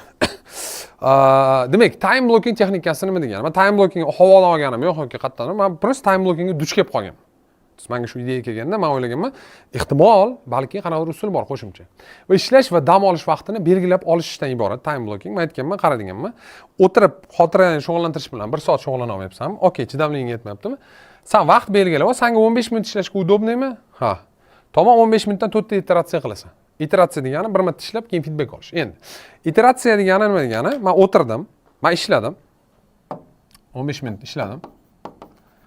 Natijani ko'rdim. 15 minutda qilgan natijamni ko'rdim. Bo'ldi, birinchi iteratsiya tuga. Ozgina orada dam oldim-da, keyin yana kirib ketdim ishga 15 minutga. Bu yerda bitta zo'r tomoni bor bu usulni. Zo'r tomoni bor. Bitta vaqt ishlashingiz hisobiga mana shu vaqtga miyangiz ko'nikadi. Tushundingizmi? Mana shu qisqa berilgan, belgilangan muddat atrezgi ichida siz maksimal natija va diqqatni bera oladigan bo'lib borasiz. Misol uchun bizda chempionatlarda 5 minut ichida yodlashlar bor-da. Tam so'z, post, bir narsalar va hokazolar. Mana shu qisqa vaqt ichida butun dunyoda shu uzilishni o'rganamiz biz. Bilmayman, tom tushib ketsa ham bilmay o'tiraveradi, eslab qoluvchi odam. Sababi diqqat super kuchli bo'ladi. Nimaga? Chunki vaqtda ishlashni o'rgangan. Chotki mashitga mixlagan o'zini prioritetini. Va time blockingda bir nechta vaqt belgilari bor, hozir ko'rsatib beraman. 15 ga 3 bor, ya'ni 15 minut ishlab 3 minut dam olish. 25 ga 5 bor. Men 25 ga 5 ishlatardim doim. 50 ga 10 bor. Musobaqaga tayyorlanishda men 50 ga 10 ishlayman. 50 minut eslab qolish bilan shug'ullanaman, boshqa qilaman, hokazo. Orada 10 minut uzilish bo'ladi, dam olaman va 90 ga 30 bor. Agar chidamliligingiz yuqoriroq bo'lsa, 90 ga 30 ishlashingiz mumkin. Umumiy jarayonni Xudo xolisa, Xudoga shukr, ushlab qolib ishlashingiz mumkin bo'ladi. Endi qarab turinglar. Bu narsani ozgina test qilishingiz kerak. Ya'ni sizlarga qanaqa vaqt o'zi to'g'ri keladi. Hammamiz har xilmiz. O'zi hammamiz bir xilmiz, lekin hammamizni dunyo qarashimiz, xarakterimiz, sharoitimiz, muhitimiz, irodamiz kuchi, aqliy faoliyatimiz, kognitiv xususiyatlarimiz va hokazolar farq qiladi. Umumiy tagidagi tabiat bir xil. Men siz hammamiz insonmiz. Tepasidagi qurilmasi sal farq qiladi. Muhit hisobiga, tarbiya hisobiga va dunyoda hayotda ko'rgan narsangiz hisobiga. Mana shu tepaga mos narsani topishingiz kerak. Shaxsan men nima qilganman? Men 25 ga 5 internetdan topganman. 25 ga 5 ishlashni internetdan topganman. Shuni birinchi ishlatishimda menga idealniy tushgan, bo'ldi, ketdi, gazini bosganman. 25 minut 5 minutdan, 25 minut 5 minutdan. O'sha qilib ishlayverganman. To's men uchun 25 ishlash umuman qiyin emas. Super fokus bilan ishlay olaman. Bemalol eng qizig'i, eng bir asosiy zo'r narsasi, siz prям vaqt qo'yib ishlashni o'rganishingiz kerak. O'zi taymerga qo'yib, yoki sekundamerga qo'yib ishlashni men hammaga tavsiya qilaman. Misol uchun men nima qilardim? Vaqt qo'yardim. Shuni ekranni yoqib turib, shuni qo'yaman, ketdi, kirib ketdim ishga. Chaq nimadir qildimmi? Prikol nimadan iborat? Bu yerda psixologik bitta zo'r effekt bor. Birinchi effekt, birinchi holat bu taymer orqaga ketayotganda sizni push qiladi. Tezroq ishlaysiz. Agar vaqtni belgilamasangiz, yarim soatli ish 4 soatga cho'ziladi. Bu narsani bilasizlar. Shuni bittada qilib qo'yishingiz mumkin bo'lgan ish ham oylarga cho'zilib ketishi mumkin. Men juda ham ko'p ko'rganman bu narsani. Oylarga. Pomidor texnikasi xuddi shu. Qaranglar. Bitta masalani aytaman sizlarga, mana shu joyda sal test qilasiz. 15, 3, 25 va hokazo va o'zingizga mos narsani topib olishingiz kerak. Quyidagi o'sha gapirib o'tgan minimalist shogirdimni oladigan bo'lsak, 15 ga 3 idealni tushgan bo'ldi, tamom. Bang bang bang bang bang shug'ullanavergan. Xohlagan natijalariga keyin o'sha sekin-sekin erishishni boshlagan. Asosiy masala shunda. Shaxsan menga 25 ga 5 idealni tushadi va shu zo'r tushadi. Men 25 minut agar men taymerimni yoqsam, bo'ldi. Meni hech kim hech qachon chalg'itmaydi. Uyimda, misol uchun yana bitta masalani shu o'tgan masalaga gapirib o'taman. Qaranglar, hurmatli ishtirokchilar, sizlardan iltimos, o'zingizlarning vaqtinglarni va boshqalarning vaqtini hurmat qilishni o'rganinglar. Shunda sizning vaqtingizni ham hurmat qiladi. Spesialniy kimdir sizni chalg'itmaydi. Tomi joyida bo'lmasa bo'lishi mumkin. Qolgan payt, misol uchun ota-onangiz yoki boshqa odam chalg'itsa ham, ular spesialniy men o'g'lim chalg'itsa yoki bir narsa bo'lsin deb hech kim sizni chalg'itmaydi ishda. Shuning uchun agar vaqtingizni to'g'ri taqsimlashni o'rganib, taymer bilan ishlashni o'rgansangiz, kimdir nimadir deganda, shu taymer tugab olsa, agar muhim bo'lmasa, taymerdan keyin gaplashaman desangiz, bo'ldi. Keyingi safar oldingizga kelganda taymer yoniq bo'lsa, sizga hech kim indamaydi. Bizda shunaqa. Mani taymerim yonig'imi bo'ldi. Davron tegish mumkin emas. Pajar bo'lmasa, tavba qildim, nimadir jiddiy narsa bo'lmasa, mani в принципе hech kim tegmaydi. Ya'ni umumiy tannajni kamaytirib, siz o'zingizni vaqtingiz, eng qizig'i vaqtni qo'l bilan ushlashni boshlaysiz. Vaqtni qo'l bilan ushlashni boshlaysiz. Endi bitta masala bor, kognitiv yuklanma degan tushuncha bor. Ya'ni jismoniy yuklanmadan tashqari aqliy yuklanma ham bor. Kognitiv yuklanma degani aqliy yuklanma degani. Hammamizning intellektual salohiyatimiz har xil. Yaqin hech narsa demayman bu borada. Misol uchun kimdir daho, kimdir absolyutno ahmoq emas. No. Lekinim bor. Lekini nimadan iborat? Intellektual salohiyatda ozgina farq katta natijaga olib keladi. Men sizdan 1% aqlli bo'lsam, men sizdan 100, 200, 300% farq qiladigan natijalarni qila olaman. Va shu joyda, misol uchun ma'no oladigan bo'lsak, endi qanchadir ham yil men shug'ullanib shu narsaga erishganim hisobiga 2 soat, 3 soat nimadir eslab qolib unutmaslik men uchun katta ish emas. Lyuboy boshqa boshlagan inson uchun boshi yorilib ketadi bu narsaga. Shuning uchun yuklanmani o'ziga mosini olishga harakat qiling har safar. Tushundingizmi? Ko'pchilik nima qiladi? Ana milliarder kuniga 18 soat ishlar ekan, men ham shunaqa qilaman deydi.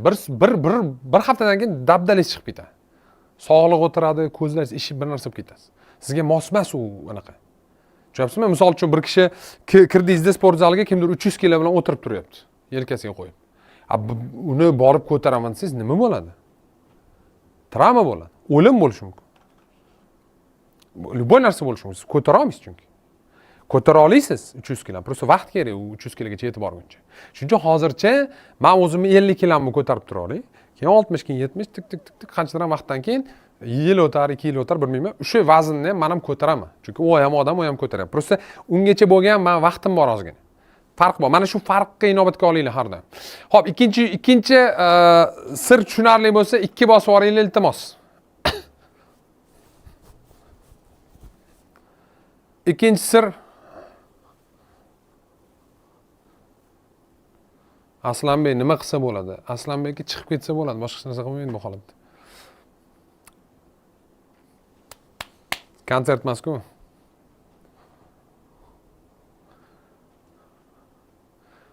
Tushunarli, yana bir marta tushunarli.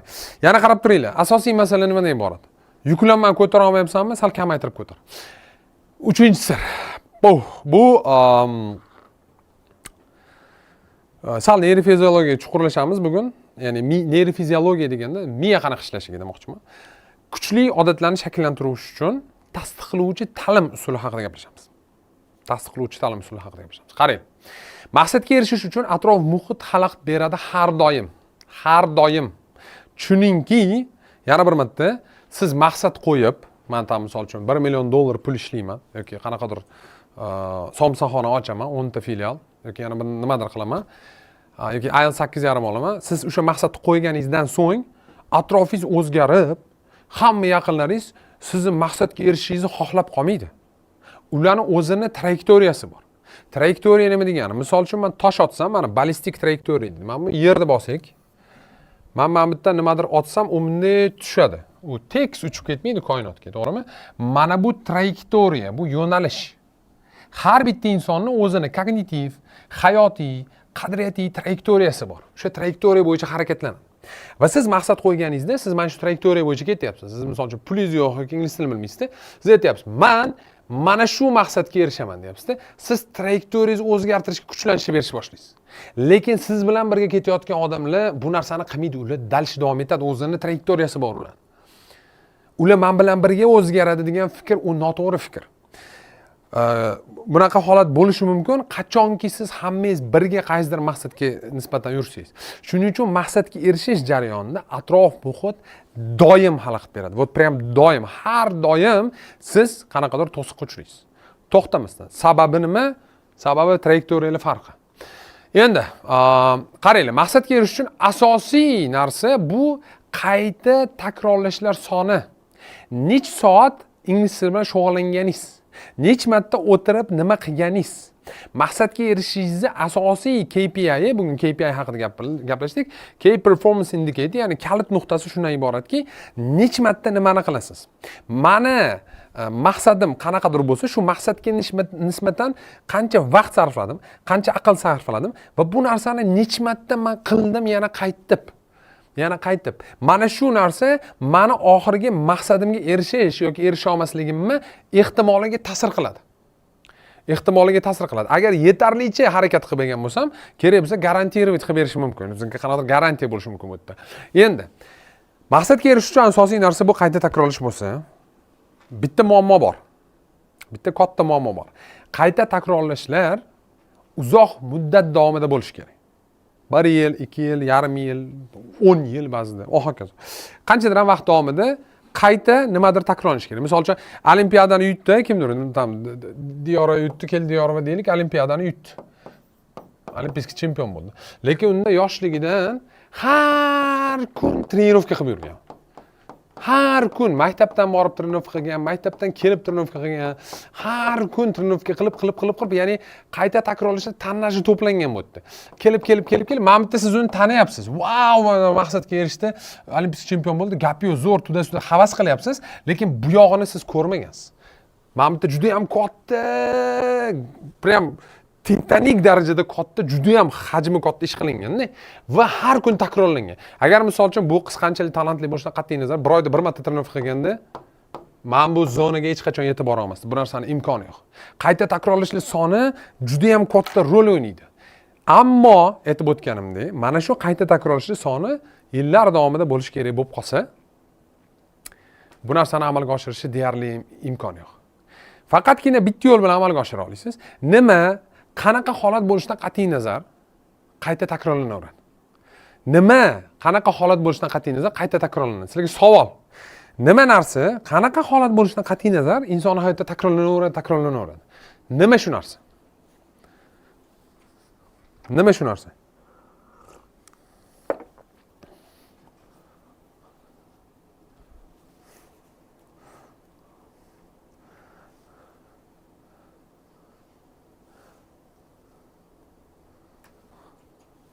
O'yinlar, odat, intizom, habits. Ko'pchilik yozyapti. Ovqat yeyish, uxlash va hokazo biologik hojatlar haqida gapirmayapman. Odatda. Odat yomon bo'lsin, odat yaxshi bo'lsin, farqi yo'q. U takrorlanish tabiatiga ega. O'zi odat degani qayta takrorlanuvchi harakat degani. Odat doim qayta takrorlanadi. Gar shunaqa ekan, qaranglar, mana juda mantiqiy, to'g'ri. Men sizlarga kartinani ko'rsatib berayman. Gar meni muvaffaqiyatim uchun qayta takrorlanishlar soni ko'p kerak bo'lsa va gar faqatgina odat qayta takrorlanish tabiatiga ega bo'lsa, men odatlarim ustida birinchi o'rinda ishlashim kerak ekan. Men odatlangan narsamni to'xtamasdan qayta takrorlayman. Men odatlangan narsamni har kun qilaman. Kimdir ovqat yeyish dedi. Bu endi biologik xususiyat, lekin bitta narsa, odatlangan narsangizni qayta yeysiz. Odatlangan joyingizga borib obed qilasiz. Odatlangan joyingizga, har kun yangi joy emas. Odatlangan odatlar, odam odatlardan iborat. Odatlangan ilovangizni ishlatasiz. Payme bo'lsa payme, klik bo'lsa klik. Odatlangan tilingizda o'qiysiz. Odatlangan, ya'ni odat qayta takrorlanish tabiatiga ega narsa. Insonning hayotdagi eng kuchli triggerlardan biri. Tushundingizmi? Ya'ni odat nima? Odat bu qayta takrorlanuvchi harakatli jarayon. Eng qizig'i u qayta takrorlanishi uchun siz hech narsa qilmaysiz. Avtomatik tarzda bo'ladi. То есть siz odatimni qayta takrorlashim kerak edi bugun degan gap yo'q yoki rejaga yoza olmaysiz odatni. O'zidan o'zi bo'lib ketadi. O'zidan o'zi odatlanganingiz haqida qilasiz. Endi nima uchun miyamiz odatlarni shakllantiradi? O'zi mana shu haqida gapiradigan bo'lsak, miya qashshoqligi degan bitta zo'r kitob bor. Miya qashshoqligi degan bitta zo'r kitob bor. Qaranglar, mana shu juda ham muhim narsa. Odat shakllanish tabiatini tushunib olaylik deyapman. Keyinchalik qiynalmaysizlar. Qaranglar. Mana odat shakllantiruvchi ikkita asosiy qonun bor. Ikkita asosiy qonun. Nimaga miya qashshoqligi kitobning nomi? Sababi juda oddiy, miyamizda energiya juda kam. Aqliy energiya juda kam. Umumiy energiya ko'p, lekin aqliy energiya u вообще там kerak bo'lsa kitobni 2 betini o'qib uyqusi kelib ketadi. Agar spetsial shug'ullangan miya bo'lmasa sizda yoki tam bu narsa odat bo'lmasa, shu kitob o'qish siz uchun bu qiyin bo'ladi. Endi birinchi qonun. Odat shakllantirish uchun qancha ko'p energiya kerak bo'lsa, odat shakllanish ehtimoli shunchalik pasayib boraveradi. Tushundingizmi? Misol keltiraman. Odat necha kunda shakllanadi? Sizlarga savol. Odat necha kunda shakllanadi? Odat necha kunda shakllanadi? Odat necha kunda shakllanadi?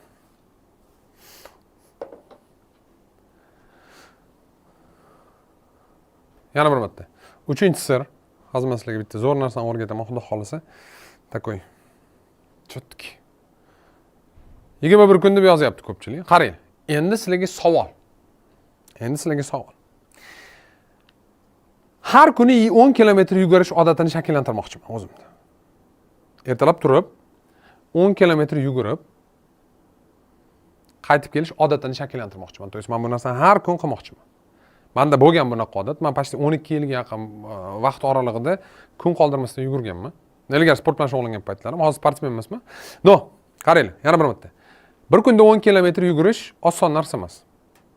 Endi tam 1-2 oydan keyin o'sha oson bo'lib ketadi. No, boshida oson narsa emas. Shu odatni shakllantirmoqchisiz. Sizga savol. Mana shu odatni shakllantirish va bu odatni shakllantirishni ikkitasini kuchi tengmi? Misol uchun men har kun kelib kalitni bitta joyga qo'yish odatini o'zimda shakllantirmoqchiman. Kalitni olib kelaman, bitta joyga qo'yaman yoki bir joyga ilaman kalitni. Shuni narsani odat qilib qo'ymoqchiman, chunki kalitni qidirib jonga tegdi. Ikkinchi odat, men har kun 10 kilometr yugurishni. 10 kilometr yugurish odati shakllanishi bilan kalitni prosta shuni ilib qo'yish odatini bir-biriga nisbatan teng kuch sarflash kerakmi ularni shakllantirish uchun? Yoki yo'qmi? Ha, yo'q. Ha, ikkitasi ham teng bir xil vaqt shakllanadi. Yo'q, bittasi qiyinroq, ko'proq vaqt kerak. Ha yoki yo'q? Sizlarga savol. Sizlarga qiziqarli savol. 10 kilometr yugurish odati bilan har kun kalitni bir joyga kelish odatini shakllantirish uchun bir xil vaqt kerakmi? Mana yo'q. Ko'pchilik yo'q deyapti, to'ppa-to'g'ri yo'q. Prikol shunda. Har bitta odat har xil vaqt oladi. Va 21 kunda odat shakllanadigan joy yo'q o'zasini olganda, bu xatolik qatdan kelib chiqqanini ham sizlarga даже aytib beraman. Kelinglar dalillar bilan gaplashaylik. 1950-yil Maxwell Maltz degan odam Psixokibernetika degan kitob yozyapti. Va shu kitobning ichida bu inson eng qiziq psixolog emas, u xirurg bo'lgan, rinoplastika odamlar burnini to'g'irlagan odam. Odamlarni yangi burni, ya'ni burni o'zgartirgandan keyin o'sha yangi burniga menimcha o'rtacha 21 kunda ko'nikadi deb yozib ketgan. Mana bu 21 kunni olganda ketdi jurnalistlar hamma joyga yopishtirib tashlagan. Bu juda ham PR qilingan narsa. Ko'pchilik 21 kun deydi. Lekin tabiiyki, sizlarga даже mana misol uchun mantiqiy ham tushunarliki, bitta odat ikkinchi odat bilan teng emas.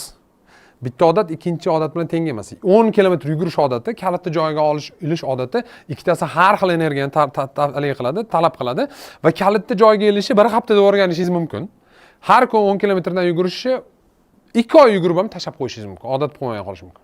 Tushunasizlarmi? Shuning uchun bu birinchi narsa, ya'ni qarab turinglar. Birinchi qonun bizda qanaqa? Odat shakllantirish uchun qancha ko'p energiya kerak bo'lsa, o'sha odat shakllanishi shunchalik qiyin. Misol uchun kuniga 3 soatdan o'tirib ingliz tili bilan shug'ullanish odatini shakllantirish, kuniga yarim soatdan o'tirib ingliz tili bilan shug'ullanish odatini shakllantirishdan ancha qiyinroq bo'ladi. Bu birinchi qonun. Ikkinchi qonun, Odat shakllanish uchun mukofot kerak. Mukofot kerak. Odat shakllanish uchun mukofot kerak. Har qanaqa joyda mukofot kerak. Misol uchun qaranglar. Itni qanday qilib tarbiyalanishni men sizlarga aytib o'taman. Endi inson it emas. No, bu yerda bitta qiziqarli narsani tushunib olishingiz mumkin. Men it tarbiyalashda nima haqida nazar tutyapman? Kinologiya degan yo'nalish bor. Ular unaqa insonlar itlar bilan ishlaydi. Ularda bitta zo'r ajoyib texnika bor. Misol uchun itga, ana itni oladigan bo'lsangiz, bilasizlar, shug'ullanuvchi itlar bor. Nemetskiy ovcharkani oladigan bo'lsangiz, kinologlar ular bilan shug'ullanadi. Deylik, sidit desa it o'tiradi. Kerak bo'lsa oldiga ovqatni qo'yadi-da, it u hayvon u. U tam ong-pong, u o'ylab haligi qilmaydi. Misol uchun o'tirib, mumkin degandan keyin ovqatini yeydi. Shunaqa itlarni ko'rgansizlar katta ehtimol. Va shu narsaga o'rgatadi. Itga borib, men misol uchun hozir sizlarga dars o'tyapman, tushuntiryapman. Itga doskani yozib nimadir tushuntira olmaysiz, tushunmaydi u it u. O'zini itligini ham bilmaydi u. Ya'ni bu yerda masala nimadan iborat? Misol uchun mana tasavvur qilaylik, bu ajoyib narsa-da. Men birinchi marta shu haqda o'ylab qolganimda hayron qolganman. Itga o'tir desangiz, o'tiryapti. Endi qaranglar, mana ko'pchilikning hayolida sizlar katta ehtimol bilan o'ylab ko'rmagan bo'lishingiz mumkin bu haqda. Lekin itga o'tir yoki deylik, sidet deganingizda sidet o'tiradi-yu. Sidet deganingizda it ichida, miyasida ana menga sidet dedi. Sidet degan o'tir degani, o'tirishim kerak demaydi u. Unaqa proses yo'q uni miyasida. Lekin o'shanda ham mana shu ongsiz jonzotni nimadirga bajartirishga insonlar o'rganyapti. Buni ajoyib texnikasi bor va buni texnikasi mukofot, tasdiqlovchi mukofotlar.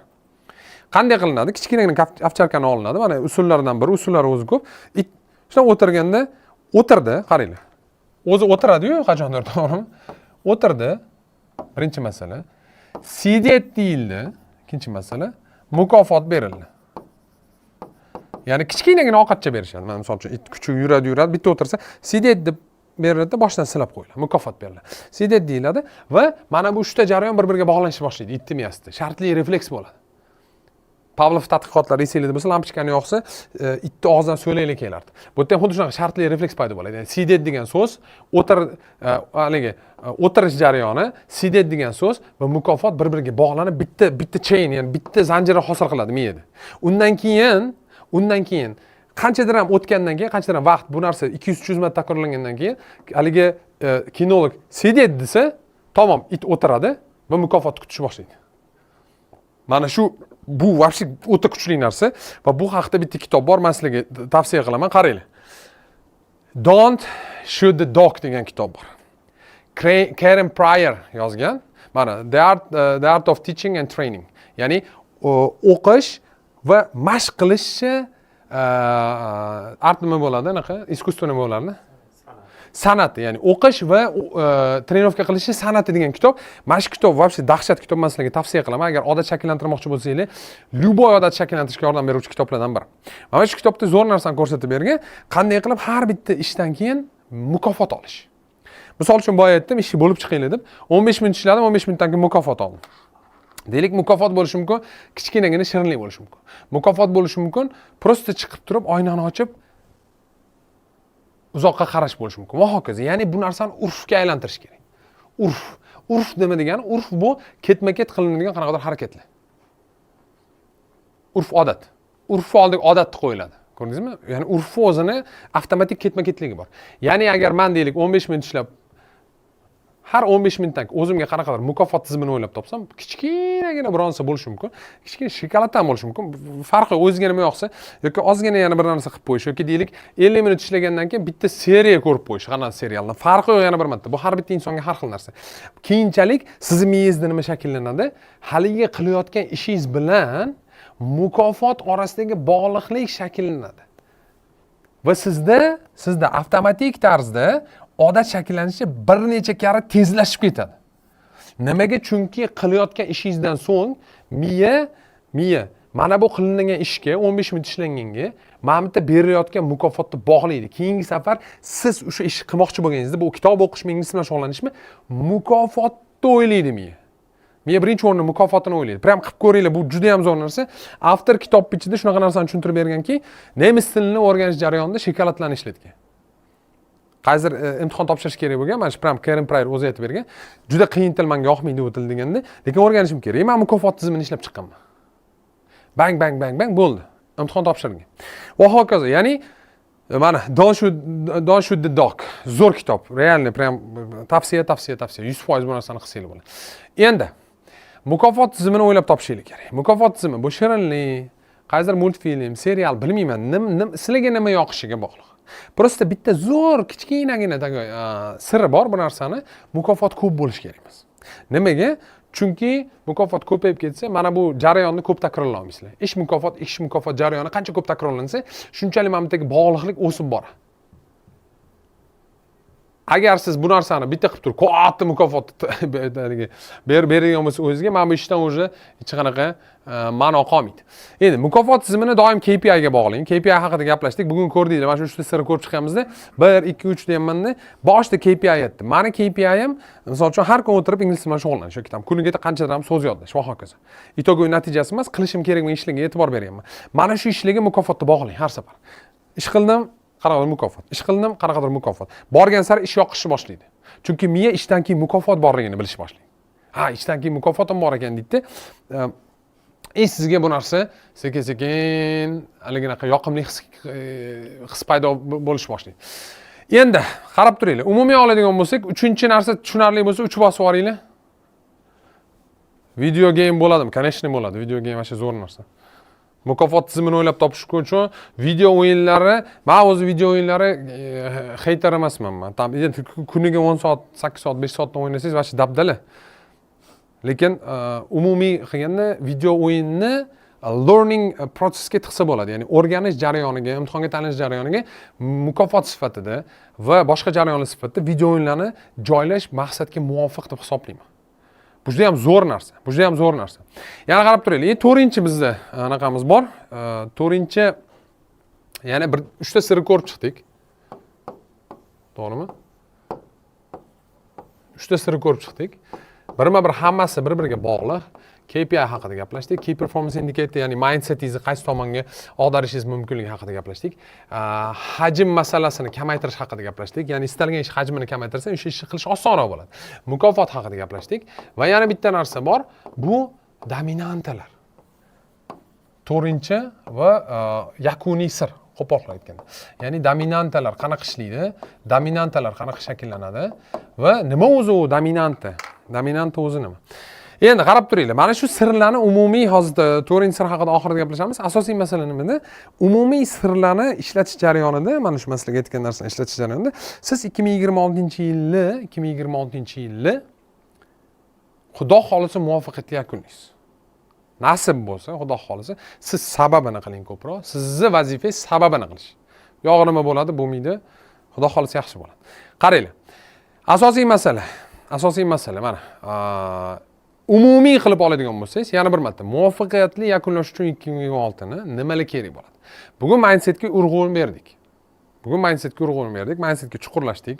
Fikrlash haqida gaplashdim. Men sizlarga aytdim, eng zo'r mindset bu KPI, ya'ni siz o'zingizni fikrlashingizni shu tomonga o'zgartirish.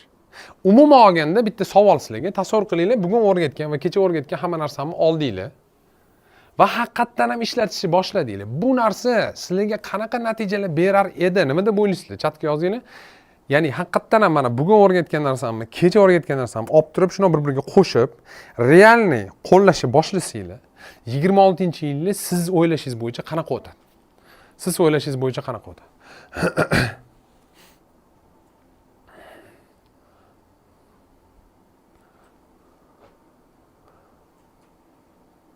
Prosta o'zinglarning fikringlar, ya'ni qanaqa o'tadi, qanaqa insight, nima va hokazo. To'g'ri haqida hozir gaplashamiz. KPI nima? Key Performance Indicator. Men sertifikat olardim. Atomic Habits kitobidagicha. Atomic Habits zo'r kitob, o'qinglar. Zo'r natija, katta natija, 40% ikkita sertifikat. Zakonni debdi kimdir. Chotga. Hop, juda zo'r bo'lardi, ajoyib bo'lardi. Va hokazo. Bu narsani juda ham yaxshi tushunib turibmiz. Asosiy masala nimada? Birinchi o'rinda mindsetinglarni o'zgartirishingiz kerak. Ya'ni siz o'z ustida ishlash jarayonida nimaga mana shuncha caselarni aytdim, motivatsiya berishga harakat qilib yotdim sizlarga. Meni niyatim sizlarning mindsetinglarni o'zgartirish. Fikrlash protsessinglarni o'zgartirish va men tushuntirish, inson sababini qil, natijasi bo'ladi. Xudo xolisa bo'ladi. Bu yerda bitta masala borda, umumiy oladigan bo'lsak, Bizga juda ko'p narsa bog'liq. To'g'ri, insonga hamma narsa bog'liq emas. Men hamma narsa sizga bog'liq demayman. Bu narsada juda yiroqdaman. Chunki boshqa qo'shimcha faktorlar ham bor. Siz boshqa odamlarni yoki dunyoni yoki davlatni boshqara olmaysiz, qo'lingizdan kelmaydi. Lekin siz o'zingiz harakatlaringizni konkretdan boshqarishingiz mumkin. Buning uchun birinchi o'rinda mindsetni o'zgartirishingiz kerak. Ya'ni 2026-yil muvaffaqiyatga yaqinlanish uchun mindsetingizni o'zgartirishingiz kerak. Ikkinchi masala maqsad qo'yish. Kecha gaplashdik maqsad qo'yish haqida. Maqsadingizni qo'yishingiz kerak. Konkretni uni yozib chiqishingiz kerak. Maqsad qo'yish yarim soatlik usulni o'rgatdim. Prosta olasan, yopishtirib tashlaysan, bo'ldi. Va hokazo. Ya'ni meni bo'shatasan, uni keyin qanaqadir kriteriyalarga bo'lib chiqasan. Ya'ni prioritetlar haqida gaplashdik. Qaysi maqsad kerak menga, qaysi maqsad kerak emas, vaqtingni bekor sarflamaslik uchun. Rejalashtirish. Rejalashtirish ham katta qiyinchilikga ega emas. Siz Marsga odam jo'natmayapsiz. Sizning niyatingiz sertifikat olish, IELTS olish, arab tilini o'rganish, qanchadan ham pul ishlash, biznes qilish va hokazo. Dunyodagi eng qiyin masalani yechmoqchi emasizlar. 26-yilda qilishingiz kerak bo'lgan ishni любой o'rtacha normal odam qila oladigan ish qilmoqchisiz. Bo'ldi.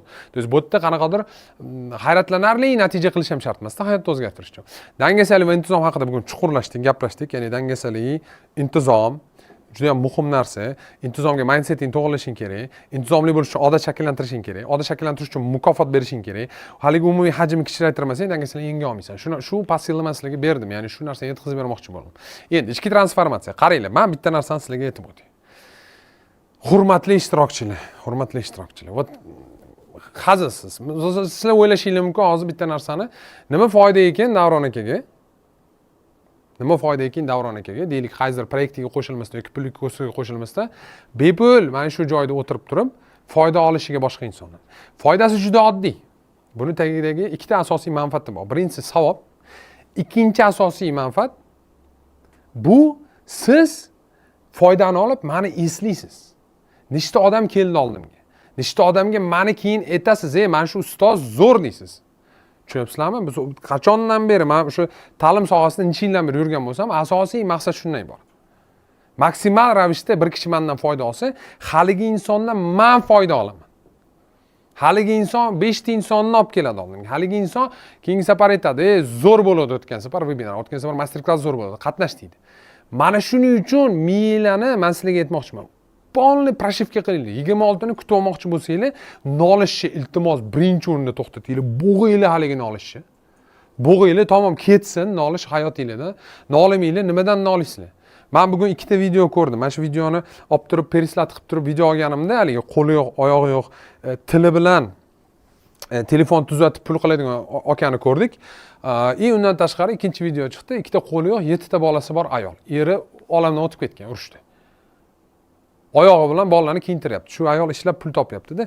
Qanchalik noshukrligimizni tushunishimiz kerak-da, ozgina bir tomondan.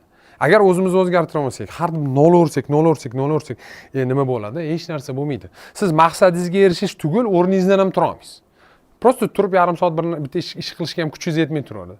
Mana shu masala. IQ darajasi va miya rivojlantirishingiz kerak 2026-yilda hayotingizni o'zgartirish uchun. Bu prям fakt. Bu yerda bitta zo'r narsa bor, G factor deydi. G factor degani general factor. Asosiy omil. Muvaffaqiyatdagi asosiy omil bu insonning ongi.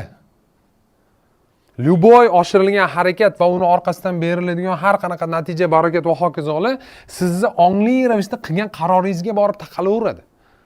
Siz qilgan qaroringizga siz ongli ravishda tanlashingiz mumkin. Men hech narsa qila olmayman va hokazo. Yoki siz ongli ravishda tanlashingiz mumkin. Yo'q, menga kerak emas, men o'zim hayotimni o'zim. Shuning uchun bu narsani G factor deydi. General factor, ya'ni asosiy omil bu sizni miyangiz qanaqa ishlashi va eng qizig'ini aytaman, buni o'zgartirsa bo'ladi. Men g'irt tormoz bo'lganman, absolutno точно ayta olaman. Menga nimadir o'rganishim, boshqa narsa qilishim, в принципе, oson bo'lmagan. Uzoq vaqt talab qilgan. Eslab qolishga ham kirib kelganimda na bir ustoz bor, na bir kishini bir narsani tushuntiradi, nimadirlarni qilib qatlandandir. Misol uchun men birinchi sistemamni tuzganimda, men uni ingliz tilida tuzganman. Qoyil qol. Ya'ni nimaga ingliz tilida tuzgansiz deydigan bo'lsangiz, расшифровка ingliz tilida bo'lgan. Boshqa ma'lumot topa olmaganman. O'zbek tilida u payt ma'lumot yo'q edi. Eslab qolish bo'yicha rus tilidagi ma'lumotlar juda soyoz bo'lgan, menga yoqmagan. Men undan keyin bitta Ben sayt degan saytni topganman-da, shu yerdan olib turib, polni tikishni boshlaganman. 1 yil men shu ustida har kun ishlaganman. Ingliz tili polniy qancha qo'shimcha so'zlarni eslab qolishga majbur bo'lganman. Men shu sistemamni men polniy tikib chiqish uchun. Shuning uchun men buni rivojlantirgan bo'lsangiz, orqasidan natija olasiz. Va ustoz va muhit sizga yo'l ko'rsatuvchi va atrofingizda muhit masalasida biz gaplashdik bugun. Atrofingizdagi odamlar sizni pastga tortishi juda ham yomon narsa. Sizni push qilishi, misol uchun mana shunaqa tanishlarim bor, meni orqaga tortadi. Va mana shunaqa zo'r tanishlarim bor, do'stlarim bor, meni to'xtamasdan suradi. Ey, buni qil deydi. To'xtamasdan menga punch beradi, suradi meni. Men majburman to'xtamasdan rivojlanishga. Men majburman qanaqadir yangi natijalar qilishga. Sababi men bu inson meni tinch qo'ymayapti. O'zi ham to'xtamasdan rivojlanyapti. Mana shu muhit siz uchun juda ham muhim. Mana shu umumiy algoritm, ya'ni shu 4-jarayondan o'tishimizdan oldin. Endi amaliyot nazariya masalasini tushunamiz. Bilganimiz bilan qilamizmi, yo'qmi? Va amaliyotda mana shu aytib o'tgan narsani har bittasini qo'llab o'tish uchun nimalar kerak bo'ladi? Asosiy kerak bo'lgan 3 ta narsa bor. To'g'ri muhitva ustoz aytib o'tganimdek, tayyor qanaqadir shablon, material, bolabattarlar va hokazolar, qo'shimcha qanaqadir adabiyotlar, qo'pol qilib aytganda ma'lumot kerak. Ma'lumot kerak, informatsiya kerak va bu ma'lumotni to'g'ri ishlata olish uchun, foydalanish uchun sizga kimdir yordam berish kerak. Va mana shu narsa haqida menda bitta proyekt bor. Plus qoldiringlar, tayyor bo'lsanglar, mana 4-sirdan oldin, ya'ni hozir 4-sirga biz o'tamiz, dominantligi. Bundan oldin va oxirgi sovg'amizni olishdan oldin, xudo xohlasa bugun oxirgi kunimiz, shu bilan keyin 2026 ga qarab hammamiz birgalikda ketamiz. Men sizlarga bitta proyektim haqida aytib bermoqchiman. Plus bossanglar, men tushuntirib beraman.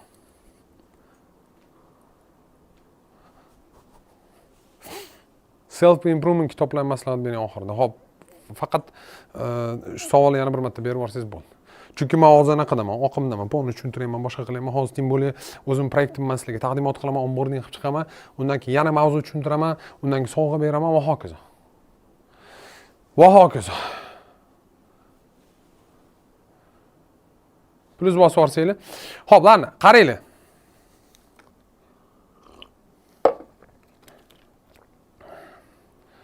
Bo'ldi.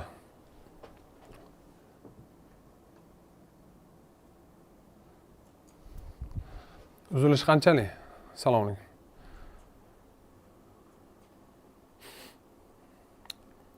Men kommentlarni ko'rmayman, yigitlar.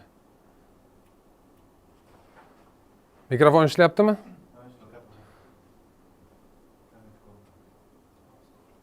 Yo'q, bu yerdanlik bo'lyapti.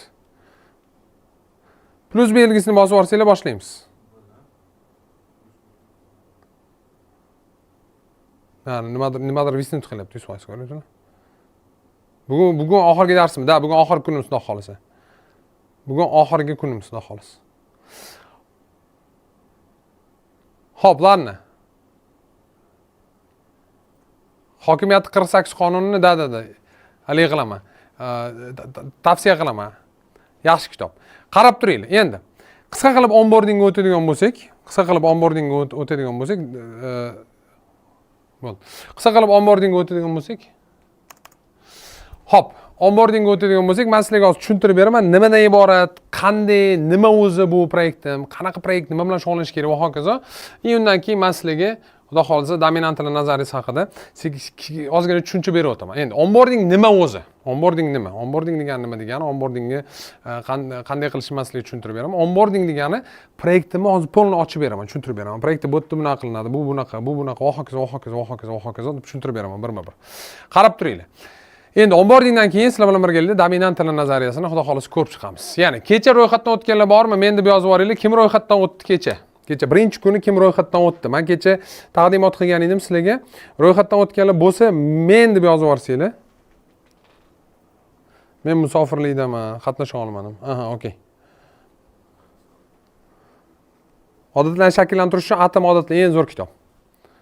Kecha ro'yxatdan o'tganlar kim o'tgan bo'lsa, hammani tabriklayman. Nimaga? Bugun sizlarga qo'shimcha sovg'alar bor. Ya'ni qo'shimcha sovg'alarni mana menli ketdi. Mana kecha kim ro'yxatdan o'tgan bo'lsa, hammangizga rahmat oldindan bay. Men ko'payib ketib qoldim. Bo'ldi. Havola tashab qo'yinglar. Plus bosib yuboringlar, boshlaymiz. Ya men deb yozinglar desam, hamma yozyapti. Plus desam hech kim yozmaydi. Nima? Plus osonroq meni. Yo plus topilmayapti mana. Yo boya ham men deb yozinglar desam, gururlab tashadi. Gurur men. Plus deb yozinglar desam, plus ketmayapti-da. Mindsetga kitob maslahat bering. Mindsetga kitob Ta'sir psixologiyasi. Sotuv haqida kitoblar zo'r mindset ta'sir qiladi deb o'ylayman. Hozir bitta zo'r kitob tavsiya qilib o'taman. Prям zo'r bitta kitob bor, men tavsiya qilib o'taman. Ana shu kitobni beringlar menga qani anaqa. Expert Secrets bor.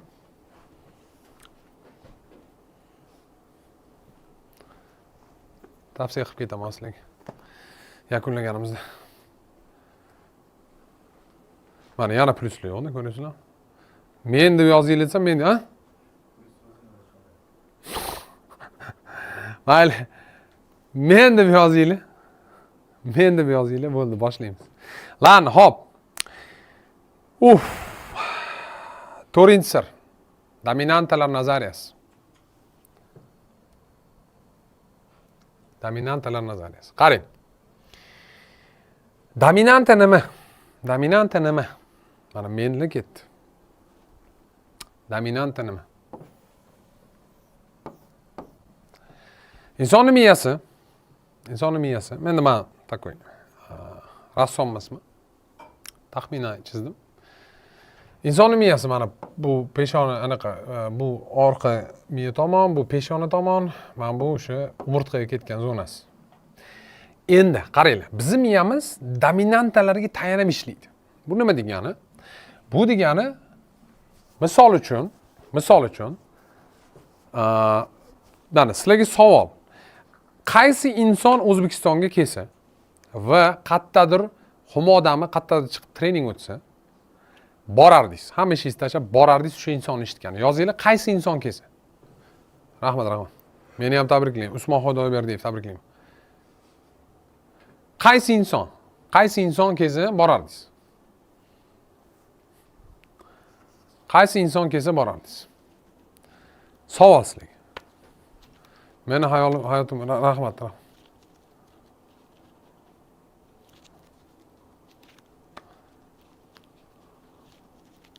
Dale Carnegie, Messi.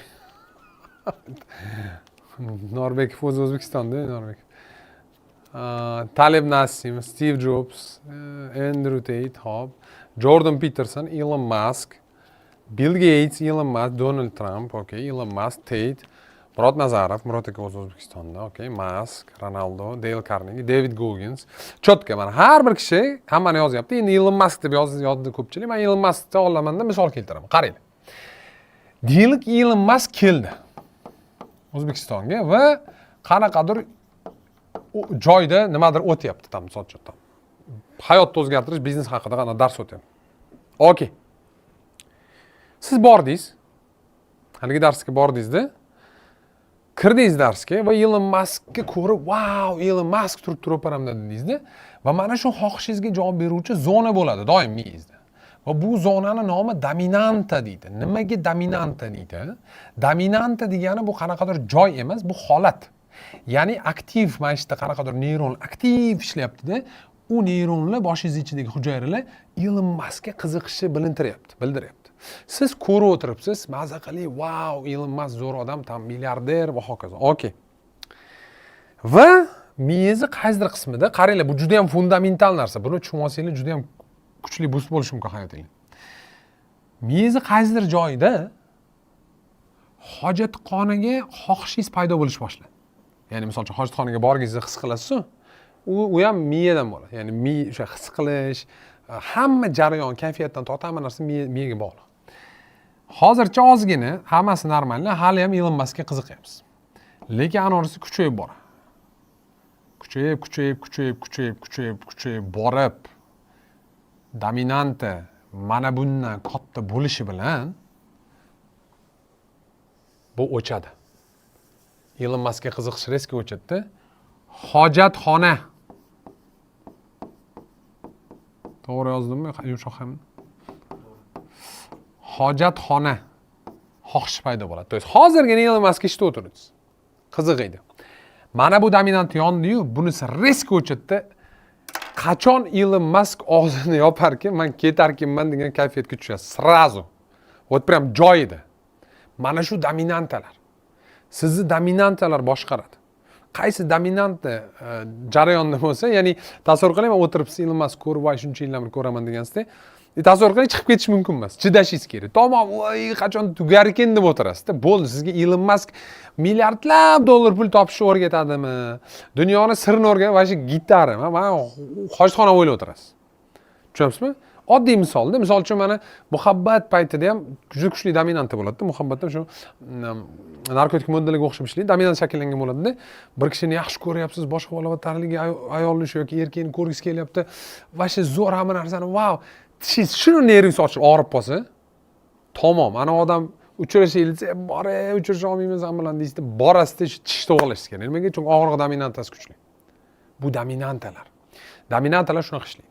Endi dominant ikkita holatda shakllanadi odatda. Biologik dominantalarni hech narsa to'sa olmaydi. To есть, ya'ni hojatxonaga boringiz kelish hissini sizdan hech narsa yo'qota olmaydi. Hayotingizga qarab tajovuz bo'lmaydigan bo'lsa bo'ldi. Undan ya'ni u eng ustun dominantalar insonning hayotidagi dominant, bu biologik dominantalar. Shunaqa, afsuski, bu dunyoda shunaqa.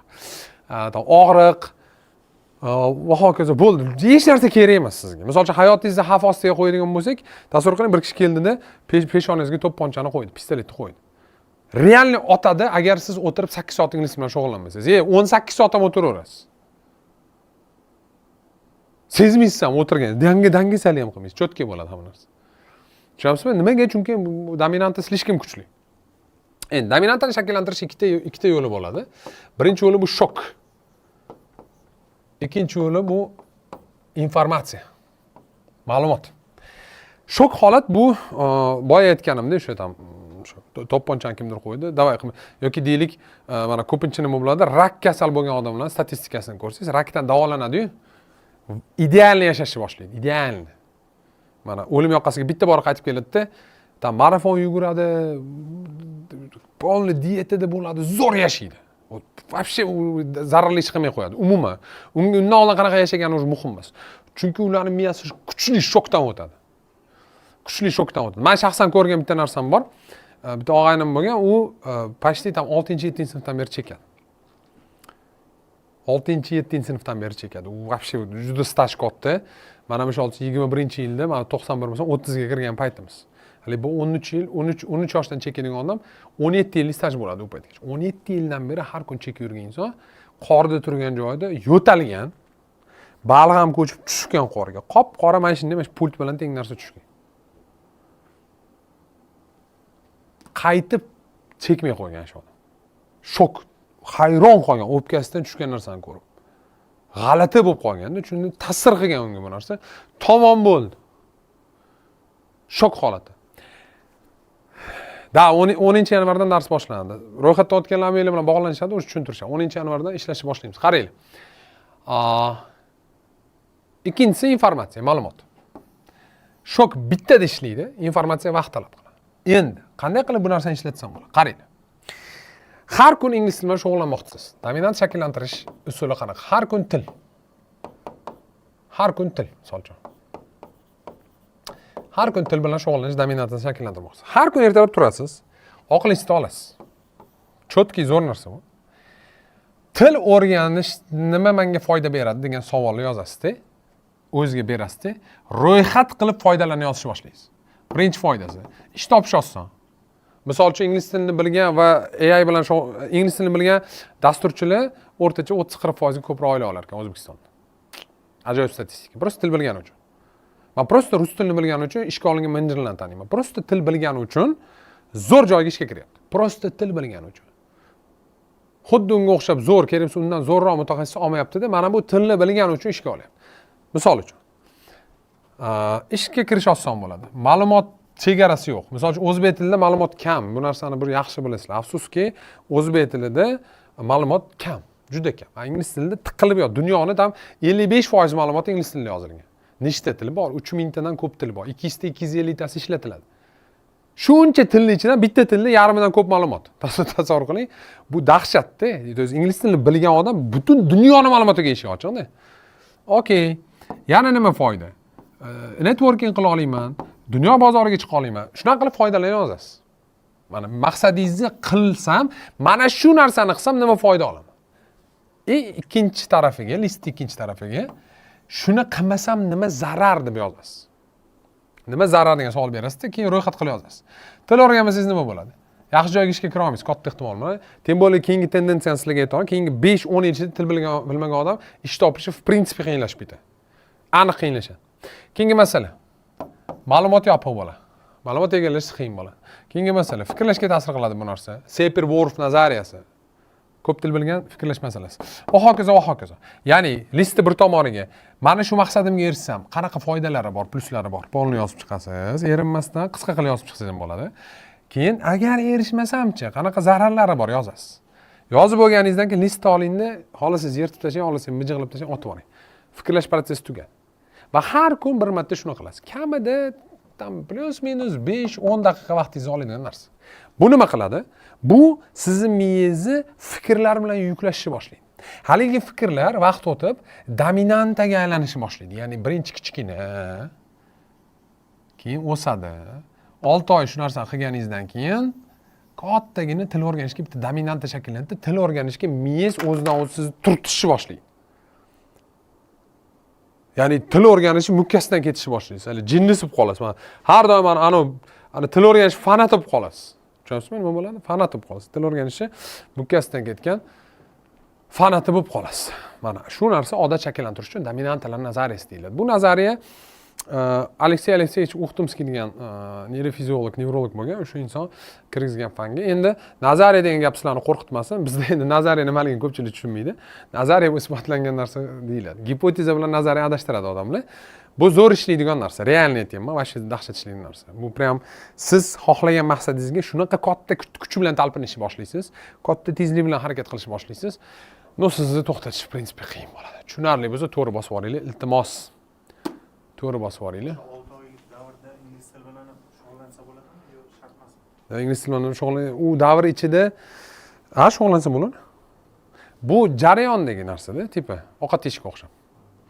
Har kun qilinaveradi, alohida qilinaveradi. To есть, mana yaxshi savol bo'ldi, mana shu dominantdan shakllanish davrida qo'shimchasiga ingliz tili bilan shug'ullansam bo'ladi.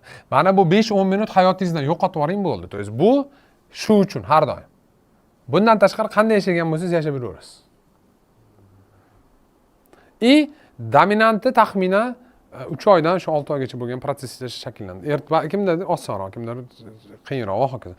Ладно. Bugun nimani o'rgandinglar? Chatga yozamiz. To'g'rilarni ko'rdim, hammaga rahmat. Nimani o'rgandinglar? Hali yakunlanmadi, hozir men sizlarga sovg'a beraman. Qanaqa insight bo'ldi? Nima yoqdi sizlarga? Nima gap bo'ldi? Va hokazo.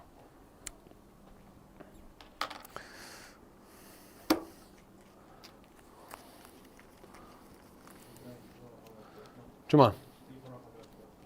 Telefon raqami. Qaranglar, ro'yxatdan o'tganlar uchun. 78 113 90. Mana shu raqam bizniki. Mana shu raqamdan sizlar bilan bog'lashadi. Mana shu raqamdan ro'yxatdan o'tganlar bilan bog'lashadi. Xudo xolisa, mana shu raqam. Pozitiv befarqlik, urg'un natijaga qaratmaslik zo'r bo'ldi, rahmat. Har kun bir xil narsa. Xohlasangiz bir xil narsa yozing, farqi yo'q. U dominantaga vashi gitara. Bir xil narsa bo'laveradi. Ba'zi narsalarni qaytishda o'rib keyin tushunishni boshlaysiz. Bu yerda ham shunaqa logika. O'limdan boshqa narsa iloji bor. Yo'qdi. Ertadan let's go. Dominante. Chotka. Avvalambor hammaga rahmat qatnashganlar uchun. 2 kun men shaxsan o'zim dars o'tishni men yaxshi ko'raman. To'g'risi dars o'tish charchatadi. Dars o'tish energiya oladi. Lekin men o'qituvchiman. Men trenerman, o'qituvchiman, ustozman, murabbiyman. Meni vazifam kimdir o'qitish. Bu meni kasbim. Diplomim o'qituvchiman, diplom.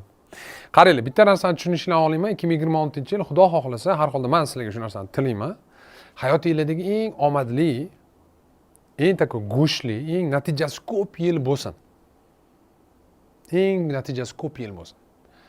Shu paytgacha nimaiki qila olmagan bo'lsangiz, ehtimol harakat qilgandirsiz, ehtimol yana nimadir bo'lgandir.